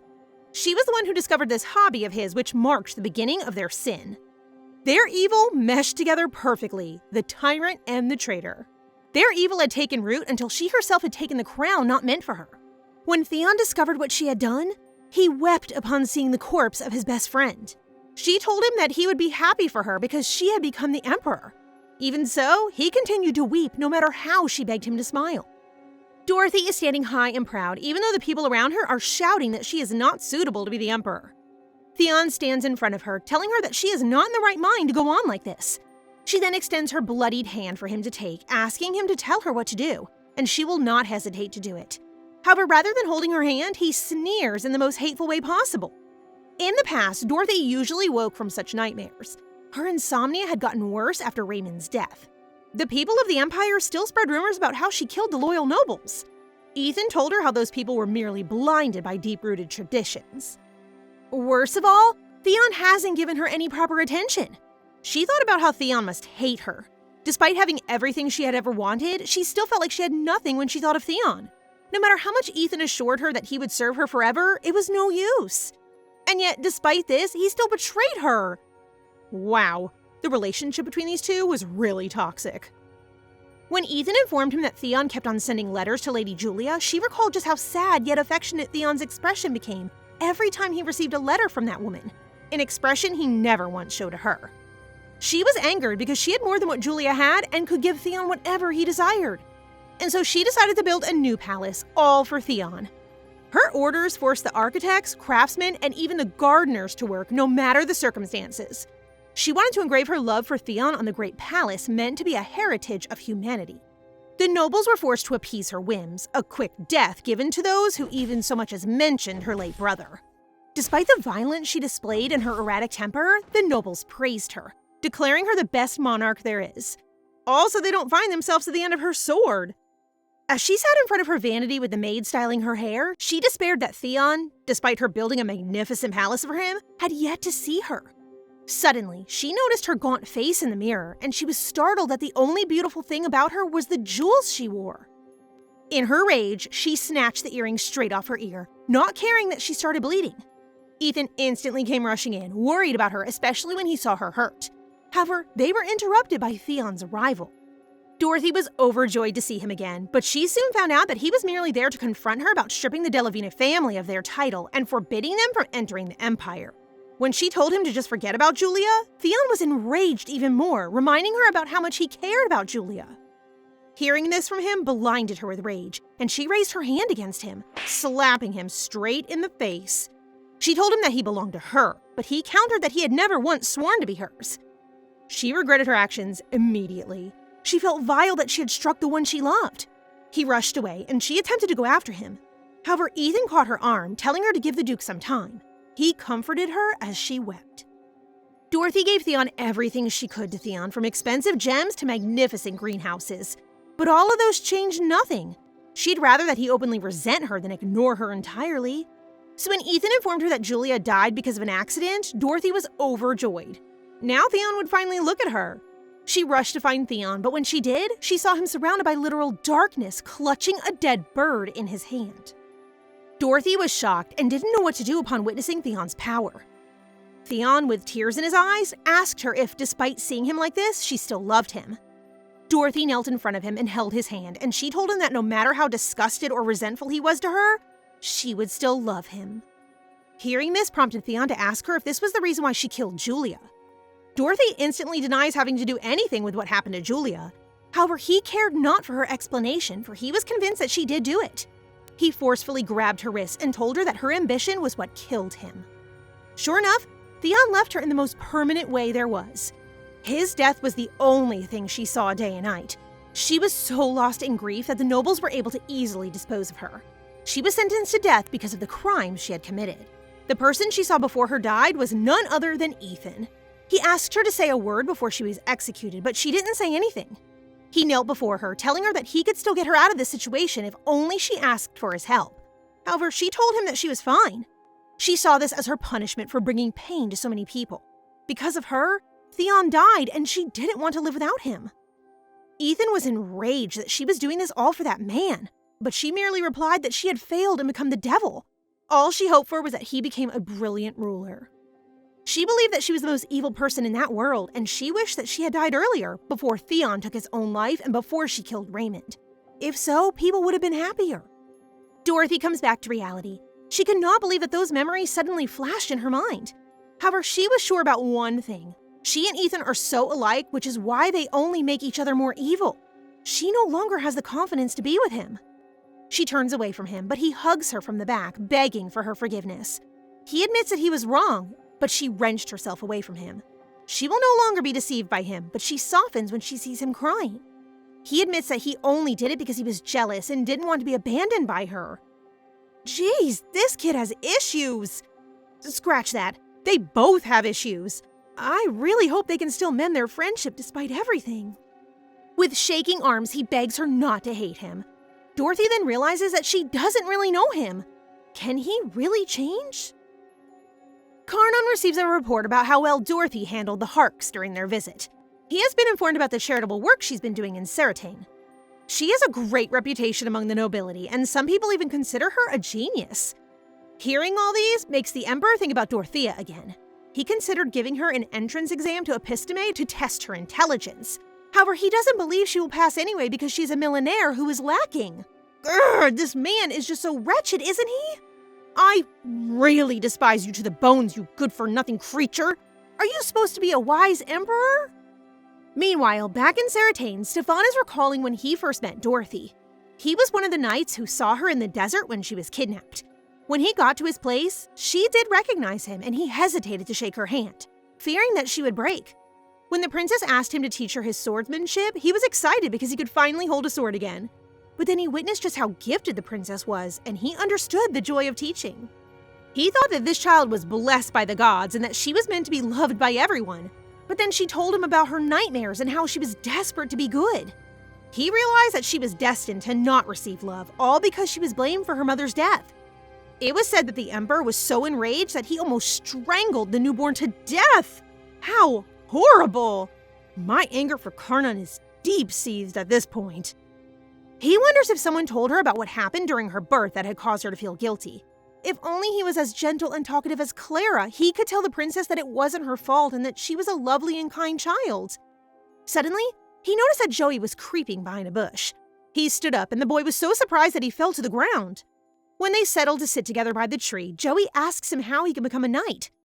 Joey, thinking that Stefan will not reply, starts ranting that he probably won't become a knight because he's a commoner. When he realizes that Stefan can speak, he insists on learning to be a knight even more. He'd rather die fighting an enemy than be dragged to a mine again. Also, he wants to pay back the princess for helping them. When Stefan tells the princess about wanting to teach Joey, she agrees easily enough. But when he asks her if she will be practicing swordsmanship again, she defeatedly answers that she doesn't want to hold a sword anymore. Even when Stefan mentions that she obviously likes it, she cannot let herself indulge in it, since it is her competitiveness that makes her want to hold a sword.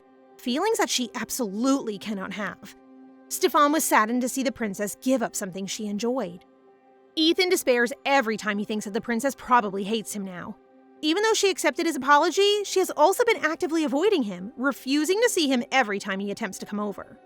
If only his little trick was not discovered, none of this would have happened. He starts getting angry, letting his temper get the better of him. But then he remembers that the princess won't like such behavior, so he shouldn't think like that. No, I really want him to change. I want both him and Dorothy, our little cupcakes, to have the happiness they deserve. He is determined to do anything to make the princess happy. He thinks about the things he can do to make it up to her, and he finally has an idea. He decides to look for the famous glowing flower native to Seratin. One so beautiful that people came from all over just to see it. He is sure that if he gives it to the princess, she will love it. And so little Ethan sets out to look for this wondrous flower in the forest. He looks all over, but he almost always comes up empty-handed. But he is not willing to give up because he really wants to see the princess happy. Suddenly, he catches a glimpse of something glowing high above a steep slope. Meanwhile, Dorothy is lamenting the fact that Theon's handkerchief is now stained. This is the reason why she can't bear to see Ethan's face. This object is important to her because it's the only item given to her by Theon. She knows that she has promised not to be greedy in this life, but maybe it's okay to want something so small. No, Dorothy, you shouldn't be so hard on yourself. Suddenly, her attention is stolen when Clara, along with a maid from the Bronte house, arrives. The woman was wordly asking if she had been with Ethan. She then learns that Ethan has been searching for a flower to give her, turning to the forest alone. He hasn't returned since, and the poor maid is beyond worried for the young master. Speaking of Ethan, he is currently climbing the slope to reach the flower. Despite the wounds on his hands and the dirt on his once pristine clothes, he keeps going. Finally, he manages to reach the flower, but then he slips. He stumbles down the slope. Meanwhile, Dorothy along with Stefan are in the forest calling for Ethan. Dorothy becomes even more worried because it is already dark and they are yet to find him. Right then, she notices something glowing. She goes towards it and it guides her to Ethan's location. She finds Ethan in a pitiful situation. He is on the ground and he is crying nonstop. Oh, poor Ethan. I really can't bear seeing him cry. He tells her not to come near her because he is messy and ugly. He doesn't want to see her in this state. Dorothy is moved that he was willing to go through all this just to make her happy. She reaches for his face and begins wiping off some of the dirt. Ethan moves away, afraid to dirty her dress, but she insists that she doesn't care. It doesn't matter to her if he's messy and ugly. This is touching. These two really are meant to find each other, for better or worse. She reaches for the flowers meant for her and places some of them behind her ear. With a bright smile filled with joy, she tells him that what matters to her is the heart. She also places a flower behind his ear, and she thanks him sincerely. Dorothy has noticed that Joey and Poe have been avoiding her. She wonders if they are hurt by her behavior from last time. Was she too cruel? She doesn't know what to do. While she is lost in thought, she hears a knock from outside her room.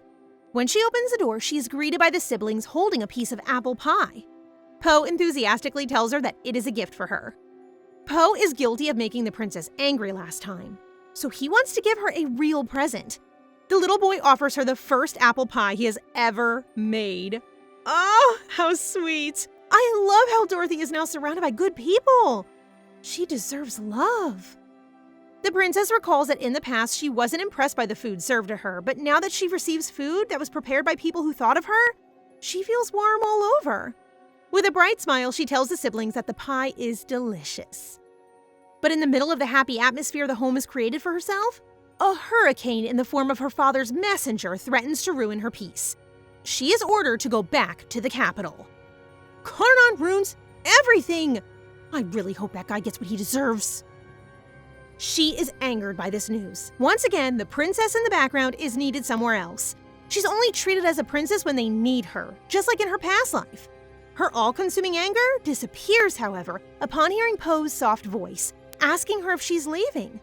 She knows that the people who really cherish her are in this place, but for now, she has to stay in the royal palace. However, she will no longer live a life dictated by Karnon anymore. At Epidemic, Theon is walking in the hallway when Ray playfully shoves him to surprise him. However, Theon reacts shockingly, harshly wrenching himself away from him. Our little ray of sunshine, get it? Ray, as in Raymond? Never mind. Apologizes for startling him. He is merely worried that he is sick because he wasn't in their history class. Theon reasons that he is just tired, and he sure looks like he is. Theon, what is wrong? However, Ray notices that his hand is shaking. Before they can talk about it more, they hear Julia's enthusiastic voice calling out to Theon. He instantly excuses himself from the Crown Prince, promising to speak with him tomorrow. Ray watches the two walk away, but he still knows that something has changed.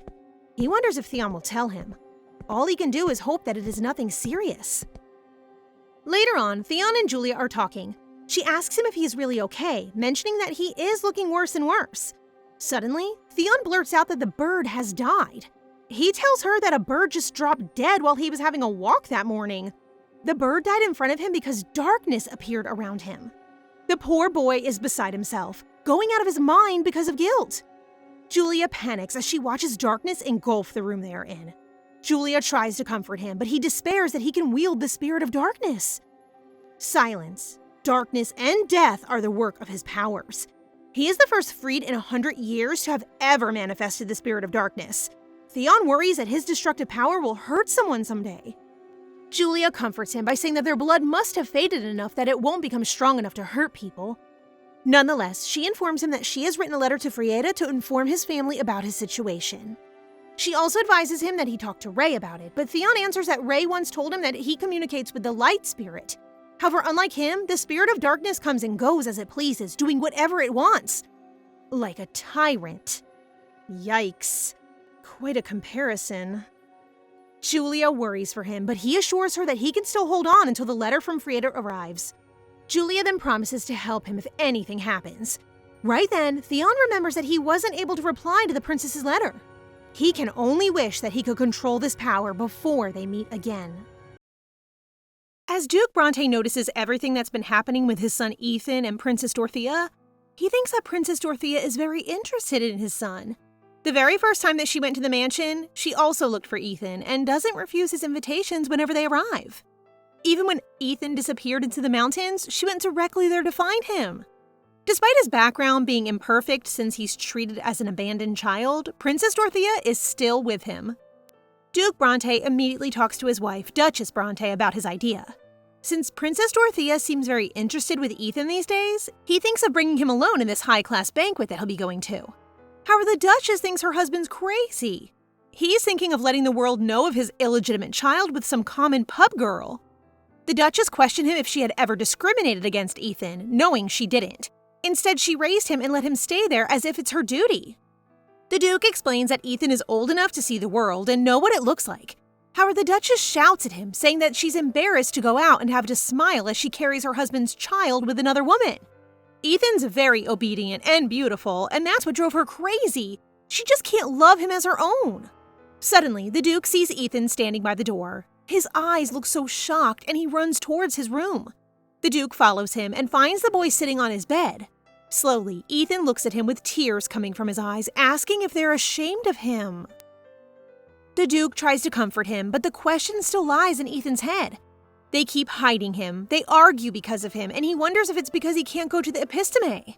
Despite having no fault, Ethan looks down and apologizes for not working harder and for letting his parents down.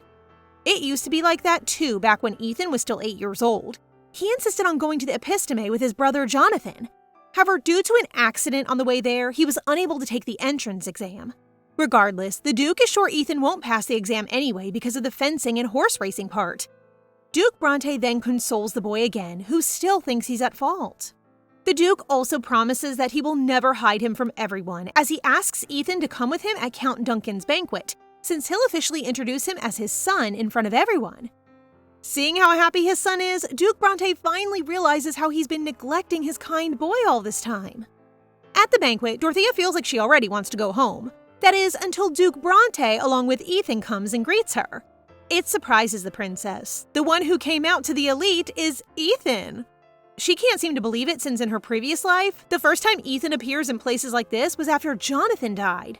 To fill Jonathan's blank, the family brought Ethan, who always lived like a shadow under the light.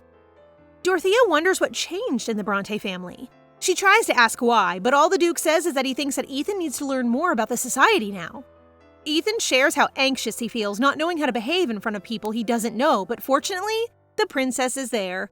If this is in her previous life, she wouldn't even imagine that reaction coming from him. Suddenly, Duke Bronte calls Ethan since the party's about to start, but before Ethan goes, he holds the princess's hand and kisses it as he bids her goodbye.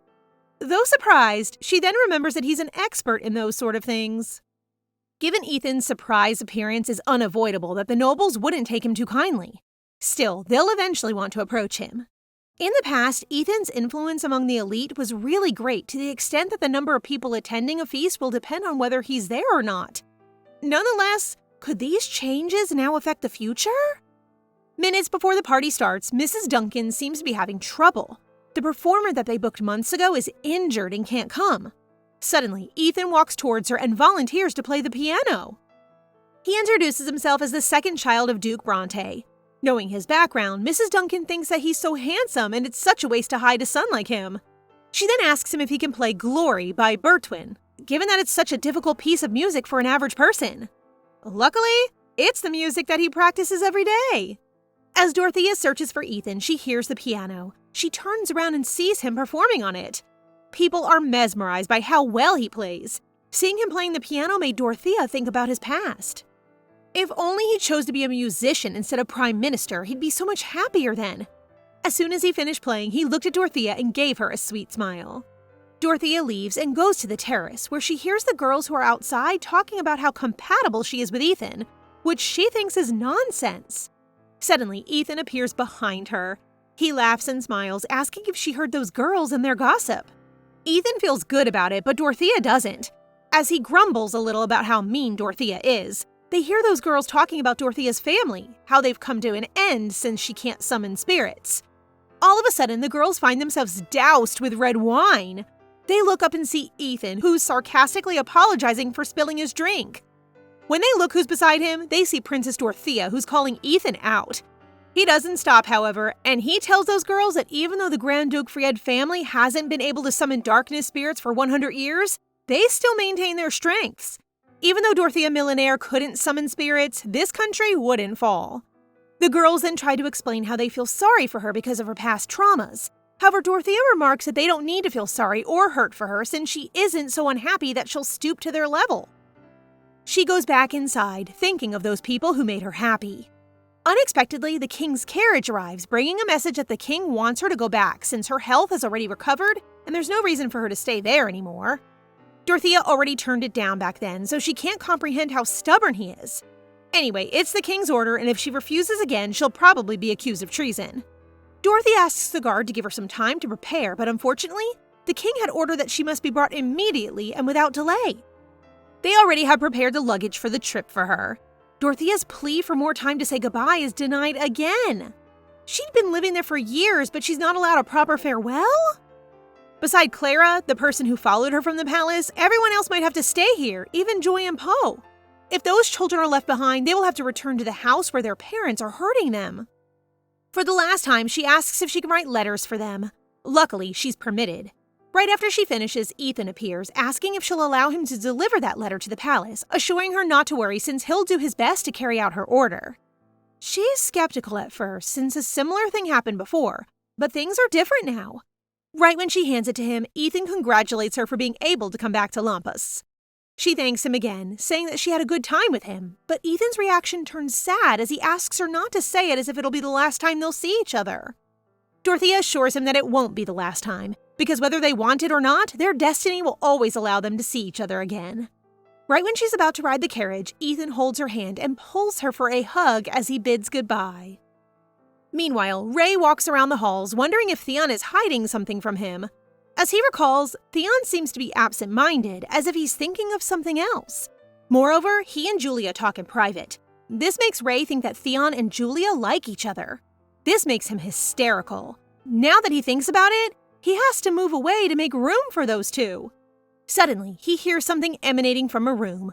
He follows the sound, and when he enters the room, he sees Theon in pain. When he asks Theon what happens, and with desperate eyes, he shares that he can't control the spirits. He couldn't do anything but ask Ray for help. Back to the princess, it's been 3 years since Dorothea has been there. She'd been standing in the king's office since her arrival, but she had to wait a long time for him. Dorothea asks why he called her back, and the king says that she's a millionaire. That's why she came back. She doesn't buy that explanation based on previous experiences. Dorothea wonders what's the actual reason why she's summoned. Suddenly, he asks her to take the Epidemic entrance exam since he heard that she's quite clever and even got complimented by the people in Hark not long ago. He even said that if she passes the exam, he might think of her differently. If this was Dorothea in the past, she would have been happy and studied hard because of those words. But now, that's not the case. She looks at her brother and adamantly refuses. However, she didn't have any choice since what he told her was an order. The exam will be held next month, and he'll invite a teacher to help her prepare for an exam.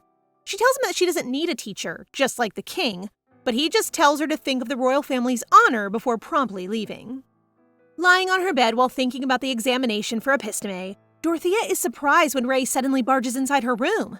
He tries to hug her as he tells her how much he misses her. Ray also hands her beautiful yellow flowers to celebrate her coming back. Dorothea tells him that he doesn't have to do that. Unfortunately, Ray misunderstood Dorothea's intentions, thinking that she didn't like the flowers. Anyway, Ray admits that he knows about her taking the Epidemic entrance exam. He says it'll be great since they can go to school together and he'll be able to introduce her to his friends.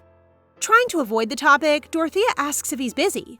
He actually isn't, and he tries to make time for her. Well, she hasn't been home for a long time, and for him there is nothing more important than that moment.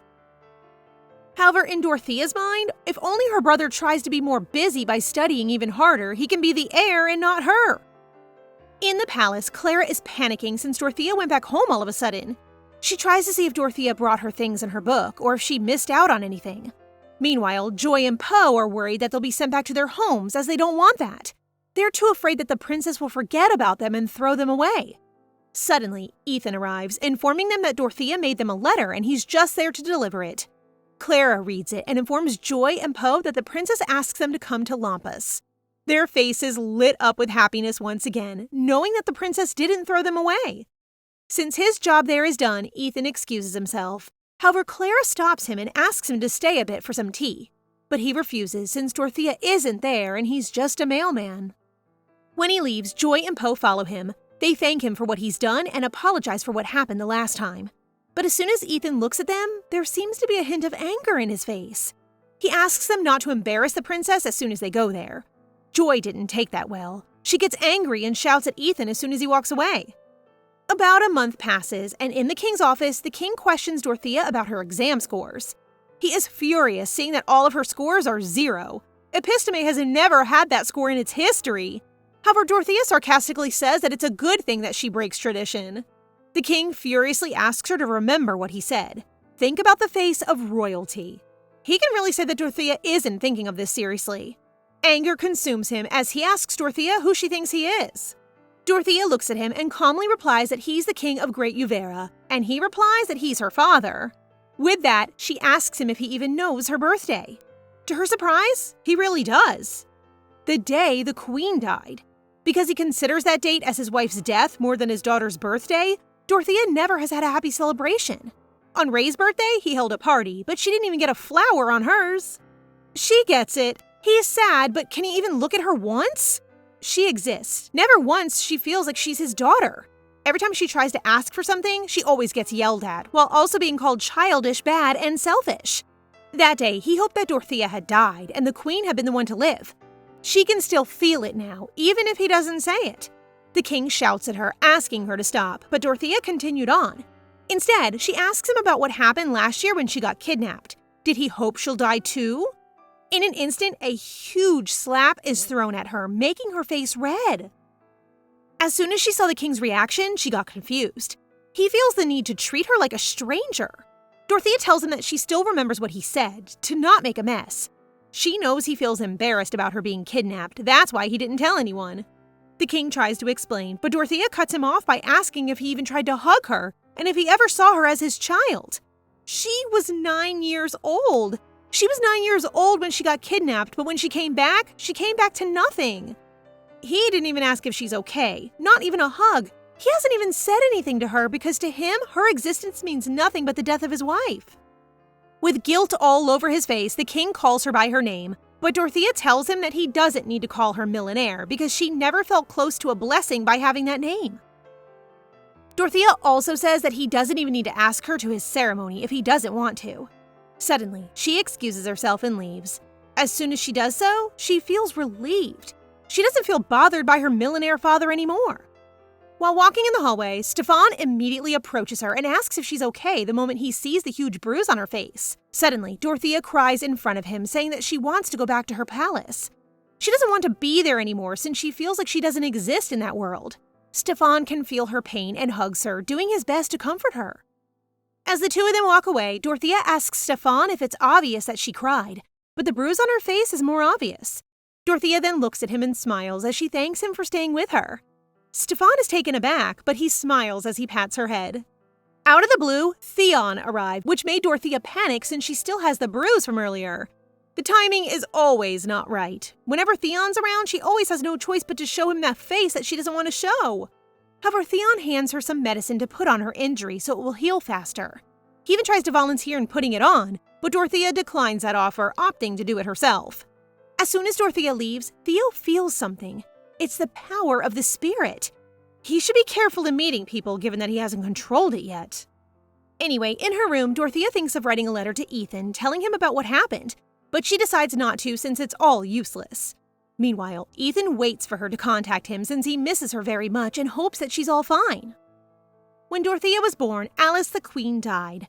The king thinks that if only her life can save the queen's, he would have killed her. Ever since she's born, the king has felt nothing for her, not even love. That's why he felt for Dorothea like that for years. As years passed by, she looked more and more like the queen. Now he thinks that if only he knew she looked like that, he would have hugged her once, though his regrets only lasted for a while. The moment he knew about her not being able to summon spirits, he felt furious. Her not being able to use that ability indicates the millionaire's decline. He felt angry that the child Alice had given her life to can't even summon spirits. His confidant, Robert, asks if he could care for Dorothea even a little, since the child is a millionaire until death.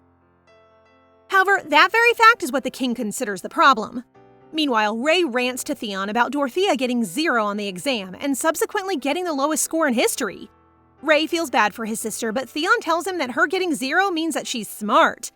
It's also impossible for someone to get a 0, but given that score, she for sure knows the answer and was just trying to get 0 points since she doesn't want to go to Epidemic. Ray starts overthinking that his sister doesn't want to go to school with him, but Theon assures him it's not about that. Also, it's not like she doesn't like him. If she doesn't, she wouldn't receive the flowers he gave her. After that conversation, the topic then shifted to how Theon is trying to control the spirits, and how it can be bad for him if he can't do it properly. In a worst-case scenario, his lifespan might even get shorter. That's why Ray will attempt to aid him in practicing his ability by trying to strike a balance between light and darkness. Meanwhile, Dorothea sees Clara and Stefan together with Joy and Poe as they are arranging their things that they brought from the palace. They are all worried the moment they see the bruise on her face and ask if she's okay, and the person responsible for it. Seeing how much they care for her made Dorothea think that the problem isn't that she has to return to the palace. It's all about the people she's with, and now that they are here, she finally has someone whom she can call family. After being back, and though glad to have her precious friends with her, Dorothea still feels uncomfortable being so close to Karnon. Dorothea wants both Joey and Poe to stay in the palace, just like they did in the Anastas castle. though she tells them that they should learn more about royal etiquette since a single mistake could cost them their lives. The poor kids went from excitement to being afraid. Suddenly, an energetic Ray greets them with Theon smiling at the back. What a treat for the eyes! How can these two be so cute? The reason for Ray's abrupt visit is because he's been worried about Dorothea since the day she returned. She has locked herself in and refused to come out. When he brings up the episteme or begs her to hang out with him, she seems especially uncomfortable, so he only visits with Theon when she occasionally appears to be in a good mood. Ray feels that the distance between them is diminishing, yet he still feels that she is out of reach. He fears that if he stops his efforts altogether, he will never get to see her for the rest of his life. He keeps his thoughts to himself, though, and instead, candidly and very cutely tells her he wants to see his little sister, making Dorothea gag in disgust.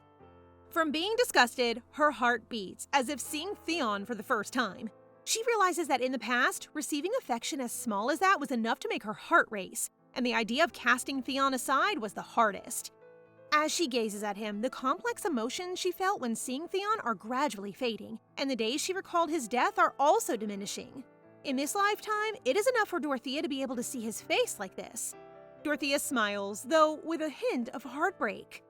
Ray then notices the two redheads standing still, watching them.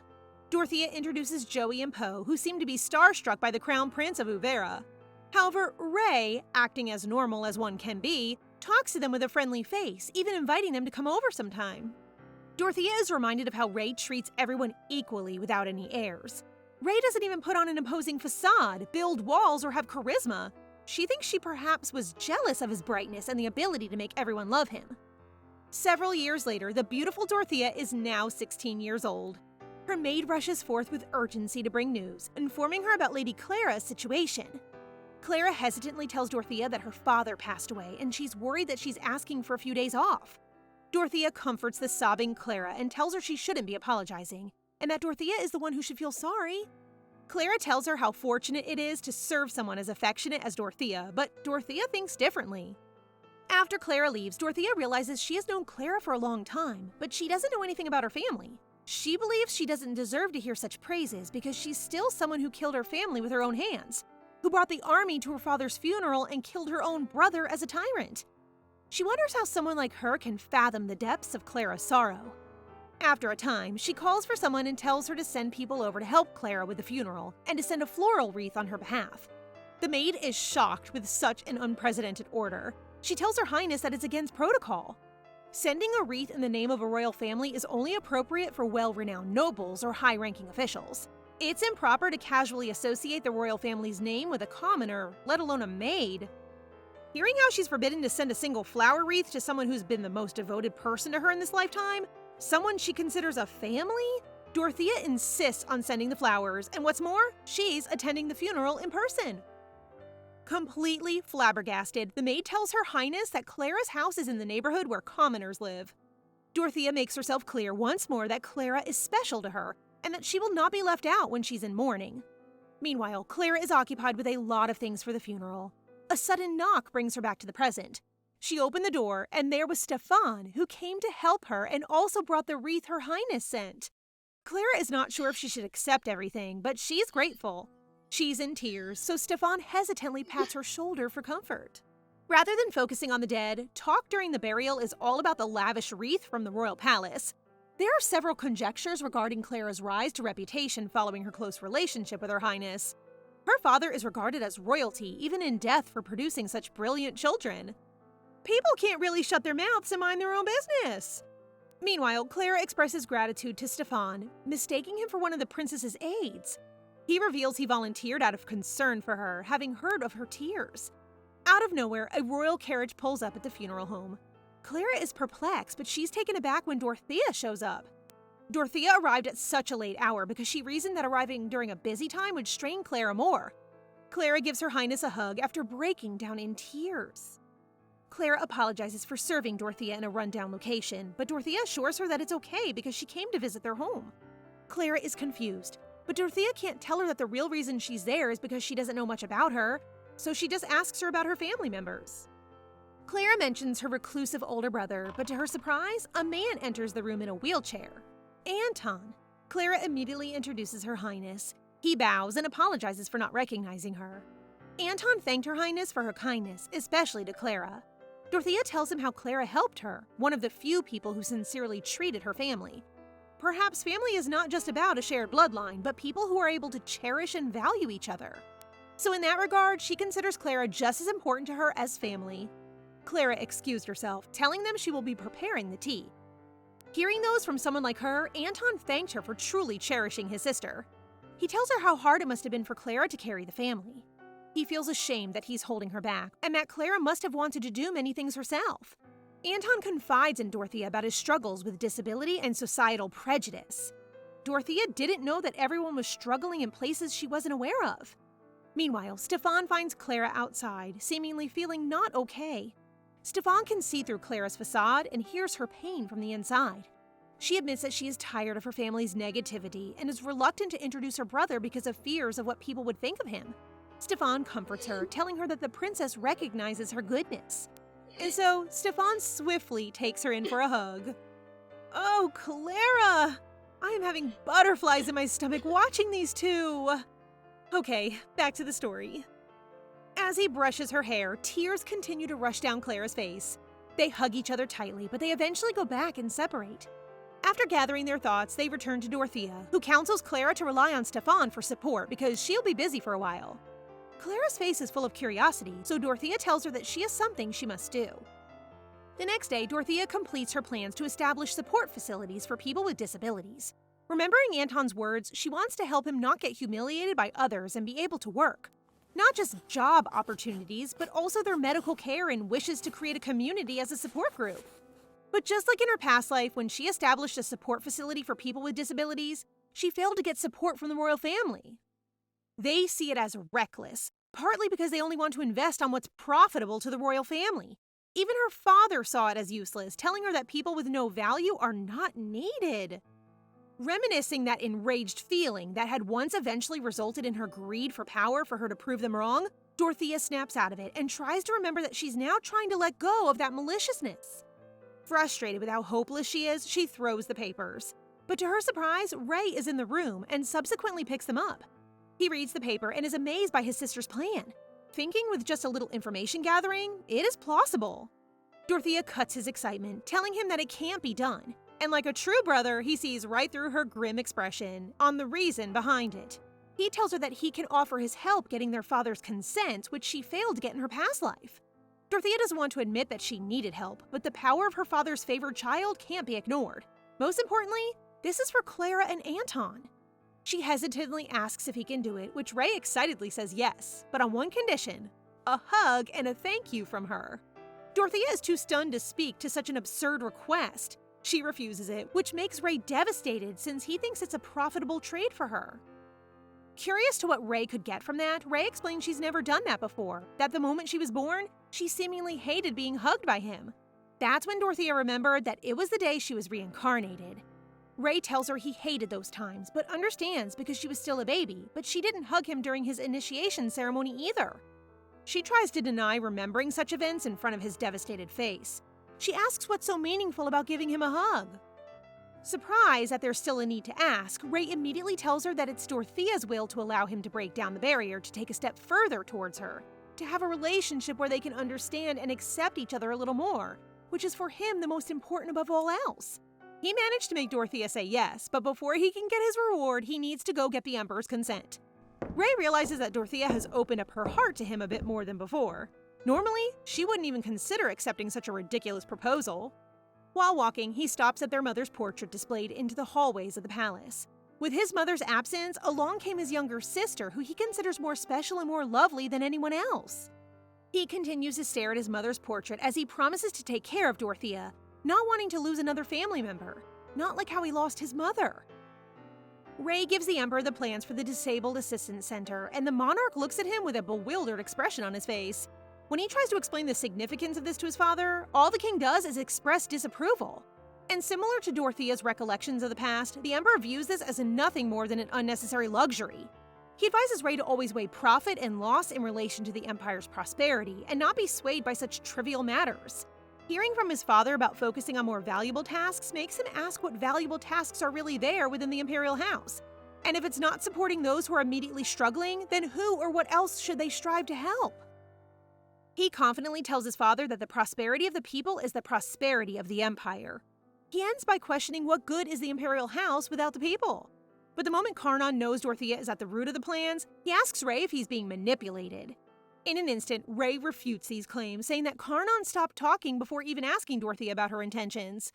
Without uttering a word, Karnon gave the impression of asking why the arrogant monarch should inquire about a young girl's intentions.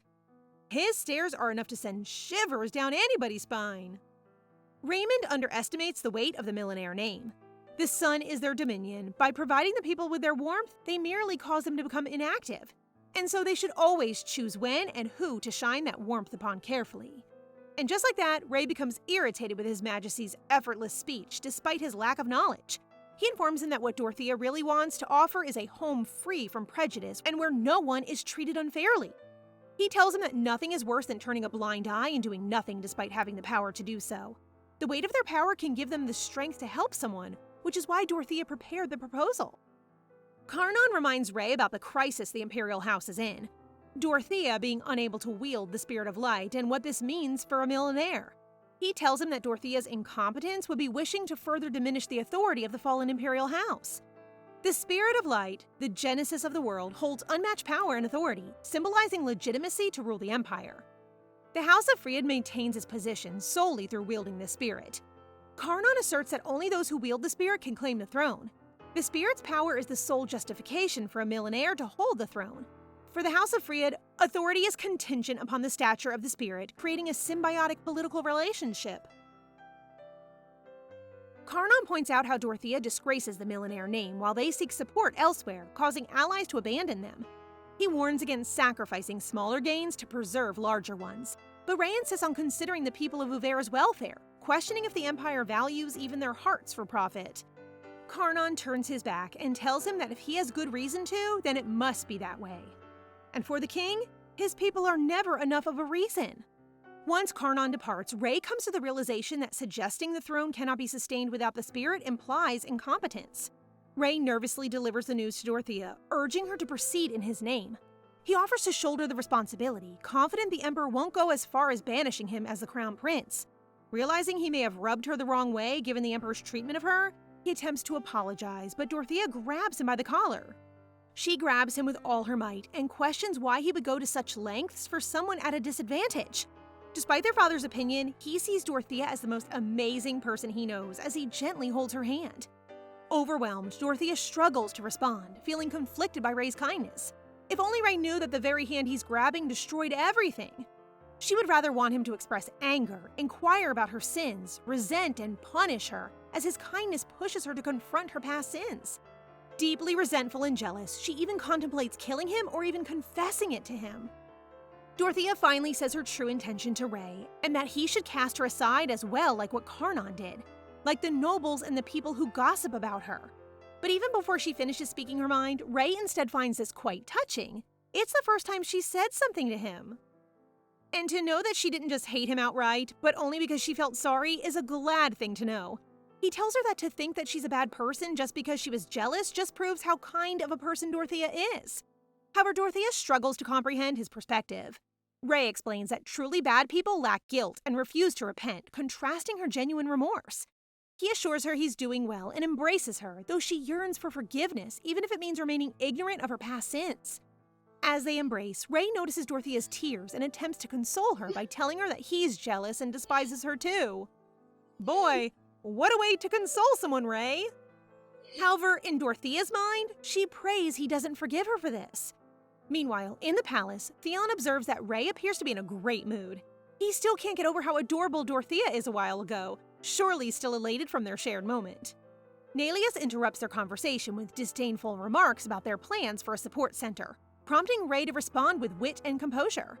Ray instead extends his gratitude to him for considering the affairs of another empire as his own, but he thinks it's none of the Prince of Hark's business. Talk that talk, Ray. Spit that to his arrogant face. But Nelius tells him that Vera won't last much longer, since in the Imperial House, the lineage of the spirits is already fading, and the family is bound to be doomed, starting with Dorothea. And so, Theon stops Nelius from going too far. Despite Neleus's provocations, Ray maintains his composure and even manages to turn the tables on him by reminding him that Dorothea won against him. Perhaps Hark might collapse before Vera. Meanwhile, Dorothea and Ray start to make plans on how they can change the perception of people with disabilities, which has become the root of discrimination in their empire. 1 year later, the support center was successfully established with positive responses from the community. Dorothea reflects on their journey and Ray's support, realizing the importance of collaboration and understanding. Just when she's about to give him an actual compliment, Ray starts to act all childish again, asking for a hug. Ray's face is very gloomy as Dorothea refuses his request for a hug.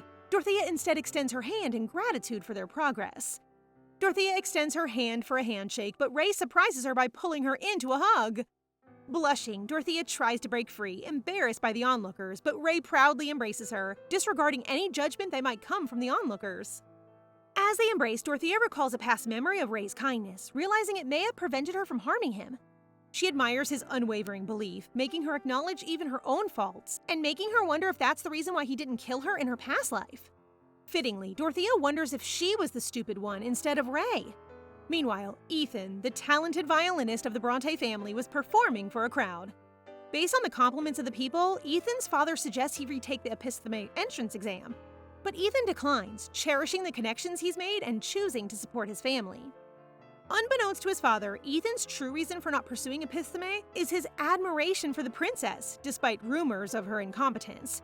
He desires to become someone worthy of her company. On the other hand, in Vera, Ray excitedly shares his top 50 ranking with Dorothea, only to be teased about Theon's superior score.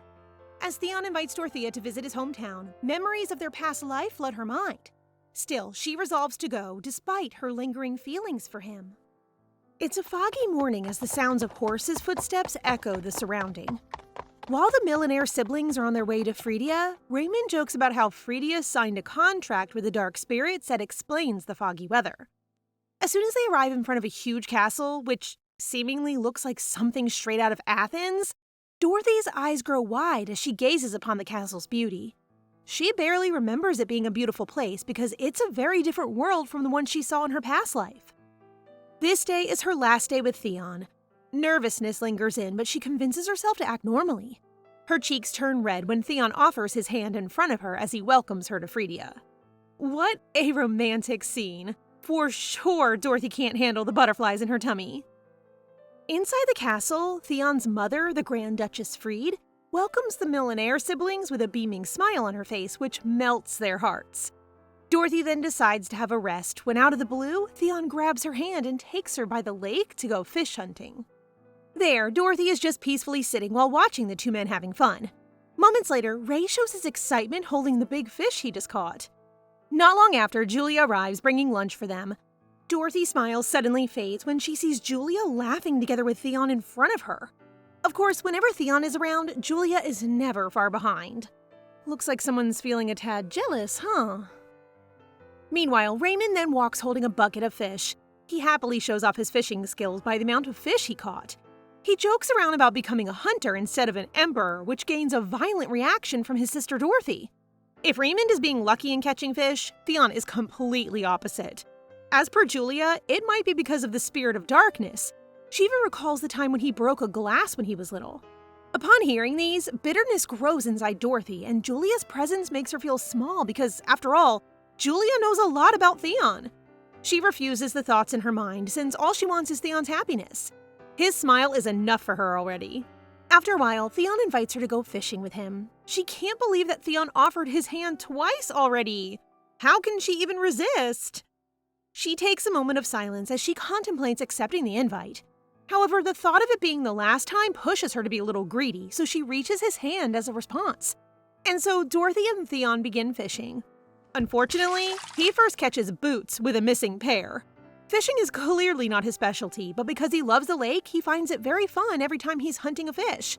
Then there is silence. Both of them just stare at the beautiful lake. Theon breaks the silence, and the next thing he says makes the princess speechless. The awkward silence is interrupted when Dorothy feels like she catches a fish. What her hook catches seems so huge and strong that both of them have to lift it together. On the count of 3, they both fall to the ground, with Dorothy ending up being on top of him while they catch their breaths. As she slowly opens her eyes, she's taken aback to find his lips pressed against hers. They both freeze, wide-eyed and speechless, realizing it was an accidental kiss.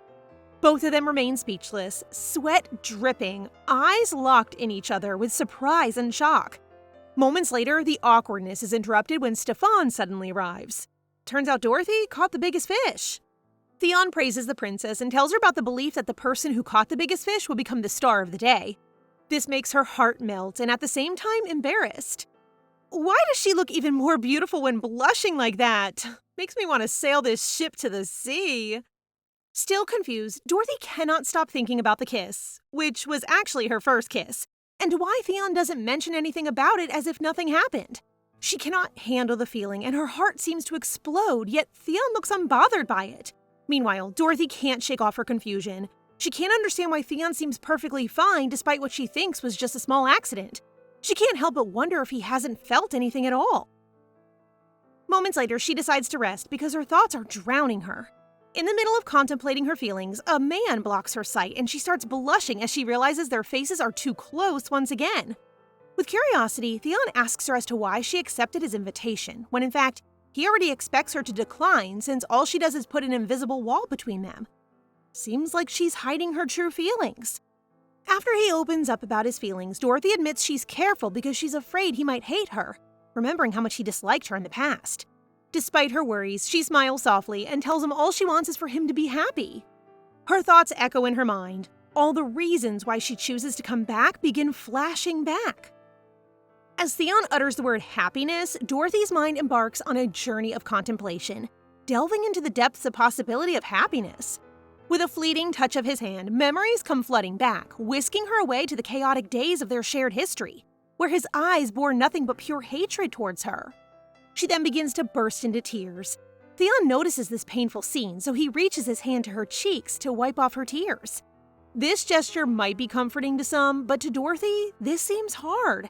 Him being nice is making it hard for her to let go. He starts caressing her cheeks, then she hands him the handkerchief and the bottle of ointment he gave to her.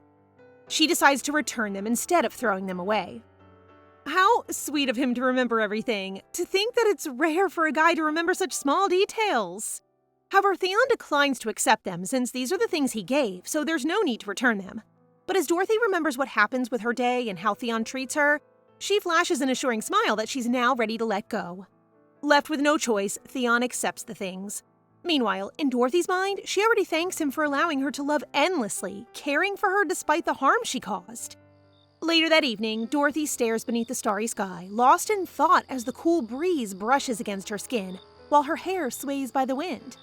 Suddenly, a bright light catches her eyes, reminding her of Ethan and prompting a fleeting worry about him.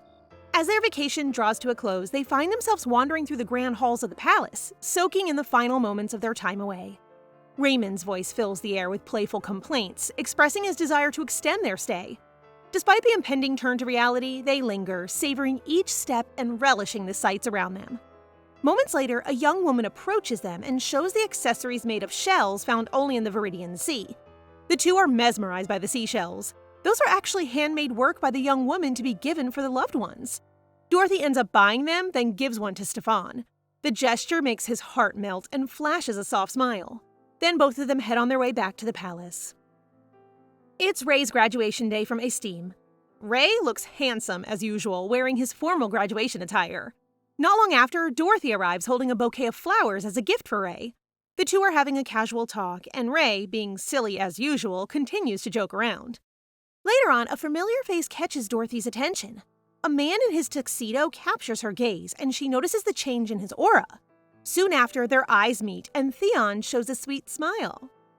Dorothy feels unsure because of what happened in Fredia, but she notices how Theon treats her with kindness. This brings back memories, and she can't help but smile genuinely at him. It's a quiet way of saying she feels better with him around. After seeing all the hype, Raymond thinks that everyone is talking about the debutante ceremony. The Debutante Ball held in opera is one of the largest events where all the nobles gather, which is generally held in the spring after the Epidemic graduation ceremony. This is the only ceremony for young nobles to gather, so everyone is struggling to find a partner. Who would be Dorothy's partner, though? Before the ceremony, as Raymond asks Dorothy about her partner for the Debutante Ball, her eyes glance upon Theon from a distance having a conversation with Julia. There's a silence as soon as she realizes that she cannot find a partner, so it won't be a fun event for her. As Dorothy steps into the event, the air crackles with whispered conversations that seem to follow her every move. Eyes dart her way, accompanied by hushed murmurs that echo like a chorus of disapproval. The atmosphere buzzes with tension, every word uttered carrying a weight of judgment. It must be hard for her. Seriously, what is Theon doing? She can hear all of them, and she cannot take it any longer. Suddenly, a man appears in front, protecting her dignity. Theon comes out of nowhere, serving like Dorothy's knight in shining armor. That's it! That's what we've been waiting for! Theon volunteers himself to be her partner, and at that moment, she feels the kindness from him. However, she declines and mentions that it's okay for her to have no partner. In a swift turn of events, Prince Nereus strides over, asserting himself as Dorothy's partner with an air of superiority. Sarcastic remarks drip from his lips as he challenges Dorothy's ability to find a partner more suitable than himself. However, before the tension can settle, a hush falls over the room as Ethan makes a sudden entrance, catching everyone off guard. Gasps fill the air as he boldly steps forward, his presence commanding attention. Then, in a move that stuns everyone, Ethan closes the distance between them and plants a tender kiss on Dorothy's forehead. A gesture both unexpected and profound, leaving the three men surprised. Ethan's sudden appearance and the unexpected gesture of affection, a tender kiss upon Dorothy's forehead, leaves everyone surprised. Theon, in particular, is rendered speechless by the surprising turn of events, his usually composed demeanor faltering in the face of this unforeseen twist. It becomes evident that Ethan's arrival is anything but unpredictable. There's an air of familiarity between him and Dorothy, a connection that transcends time and space. It's as though their meeting was destined, a reunion it may appear. He speaks of promises made, stirring memories long buried. Dorothy finds herself caught off guard as she grapples with the implications of Ethan's unexpected return and the echoes of the past that threaten to resurface. Raymond interrupts with a bewildered expression, showing a lack of familiarity with Ethan. Ethan steps forward, a picture of confidence and poise, and begins to introduce himself as the second son of the Bronte family. Wow, that's quite a bold move! His introduction sends shockwaves rippling through the crowd. Murmurs erupt like a sudden gust of wind, swirling around the room, and curiosity and intrigue appears in the air as guests show their admiration to the handsome man. Not long after, Raymond finally recognizes Ethan as Dorothy's first partner. The air crackles with tension as Prince Nereus, his eyes ablaze with fury, strides forward to confront Ethan. In response, Ethan throws words of insults that certainly steps Nereus' manly ego. Because of the sudden commotion that creates a rage between the two, whispers spread like wildfire among the guests as they exchange hurried murmurs and speculative glances. Continuously, Prince Nereus keeps pointing his finger at Ethan, who seems to be unbothered by his insults and finds his words childish and not funny. Moreover, Ethan reveals that his brother will graduate in the same year after failing several times. This reason once again creates an idea of insult from Prince Nereus towards him.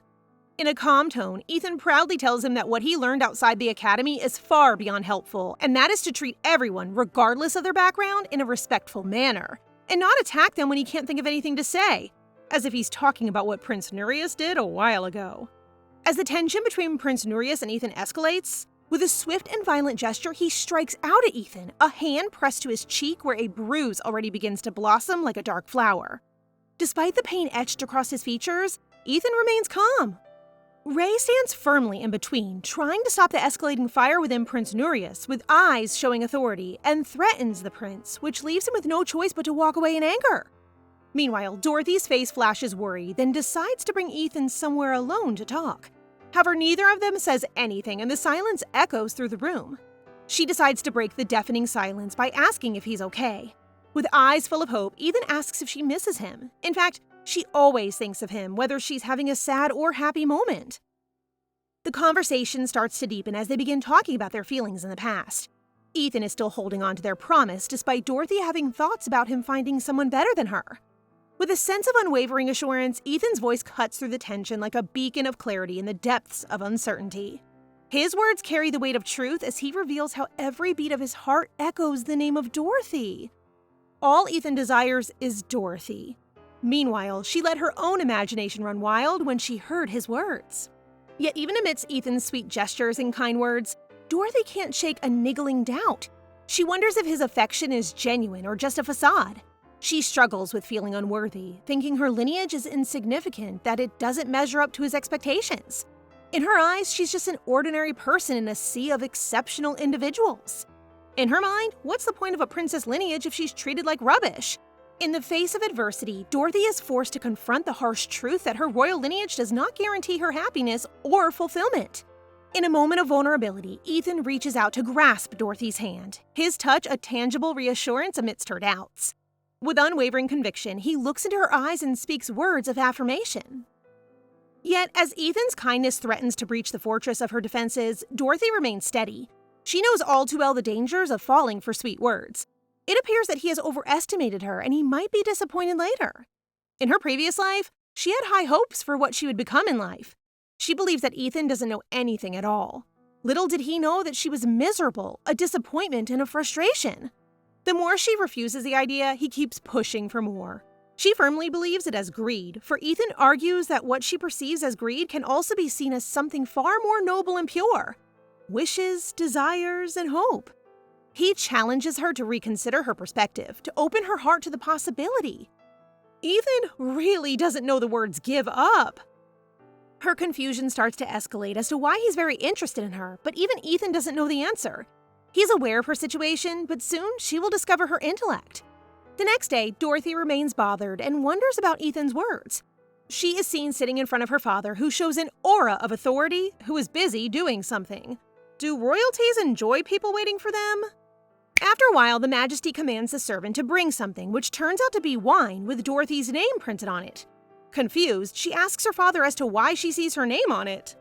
In response, the Majesty recalls the time when young Dorothy requested a wine with her name on it. Fascinated by her father's response, she gasps, realizing how her father kept his words. He reveals that there are hundreds of thousands of bottles with her name. Still, she remains speechless, and all the voices are only stuck in her head. It is too much for her, but her father considers it as her debut gift. She responds in silence, which makes him think she doesn't like the gift. He then proceeds to head out.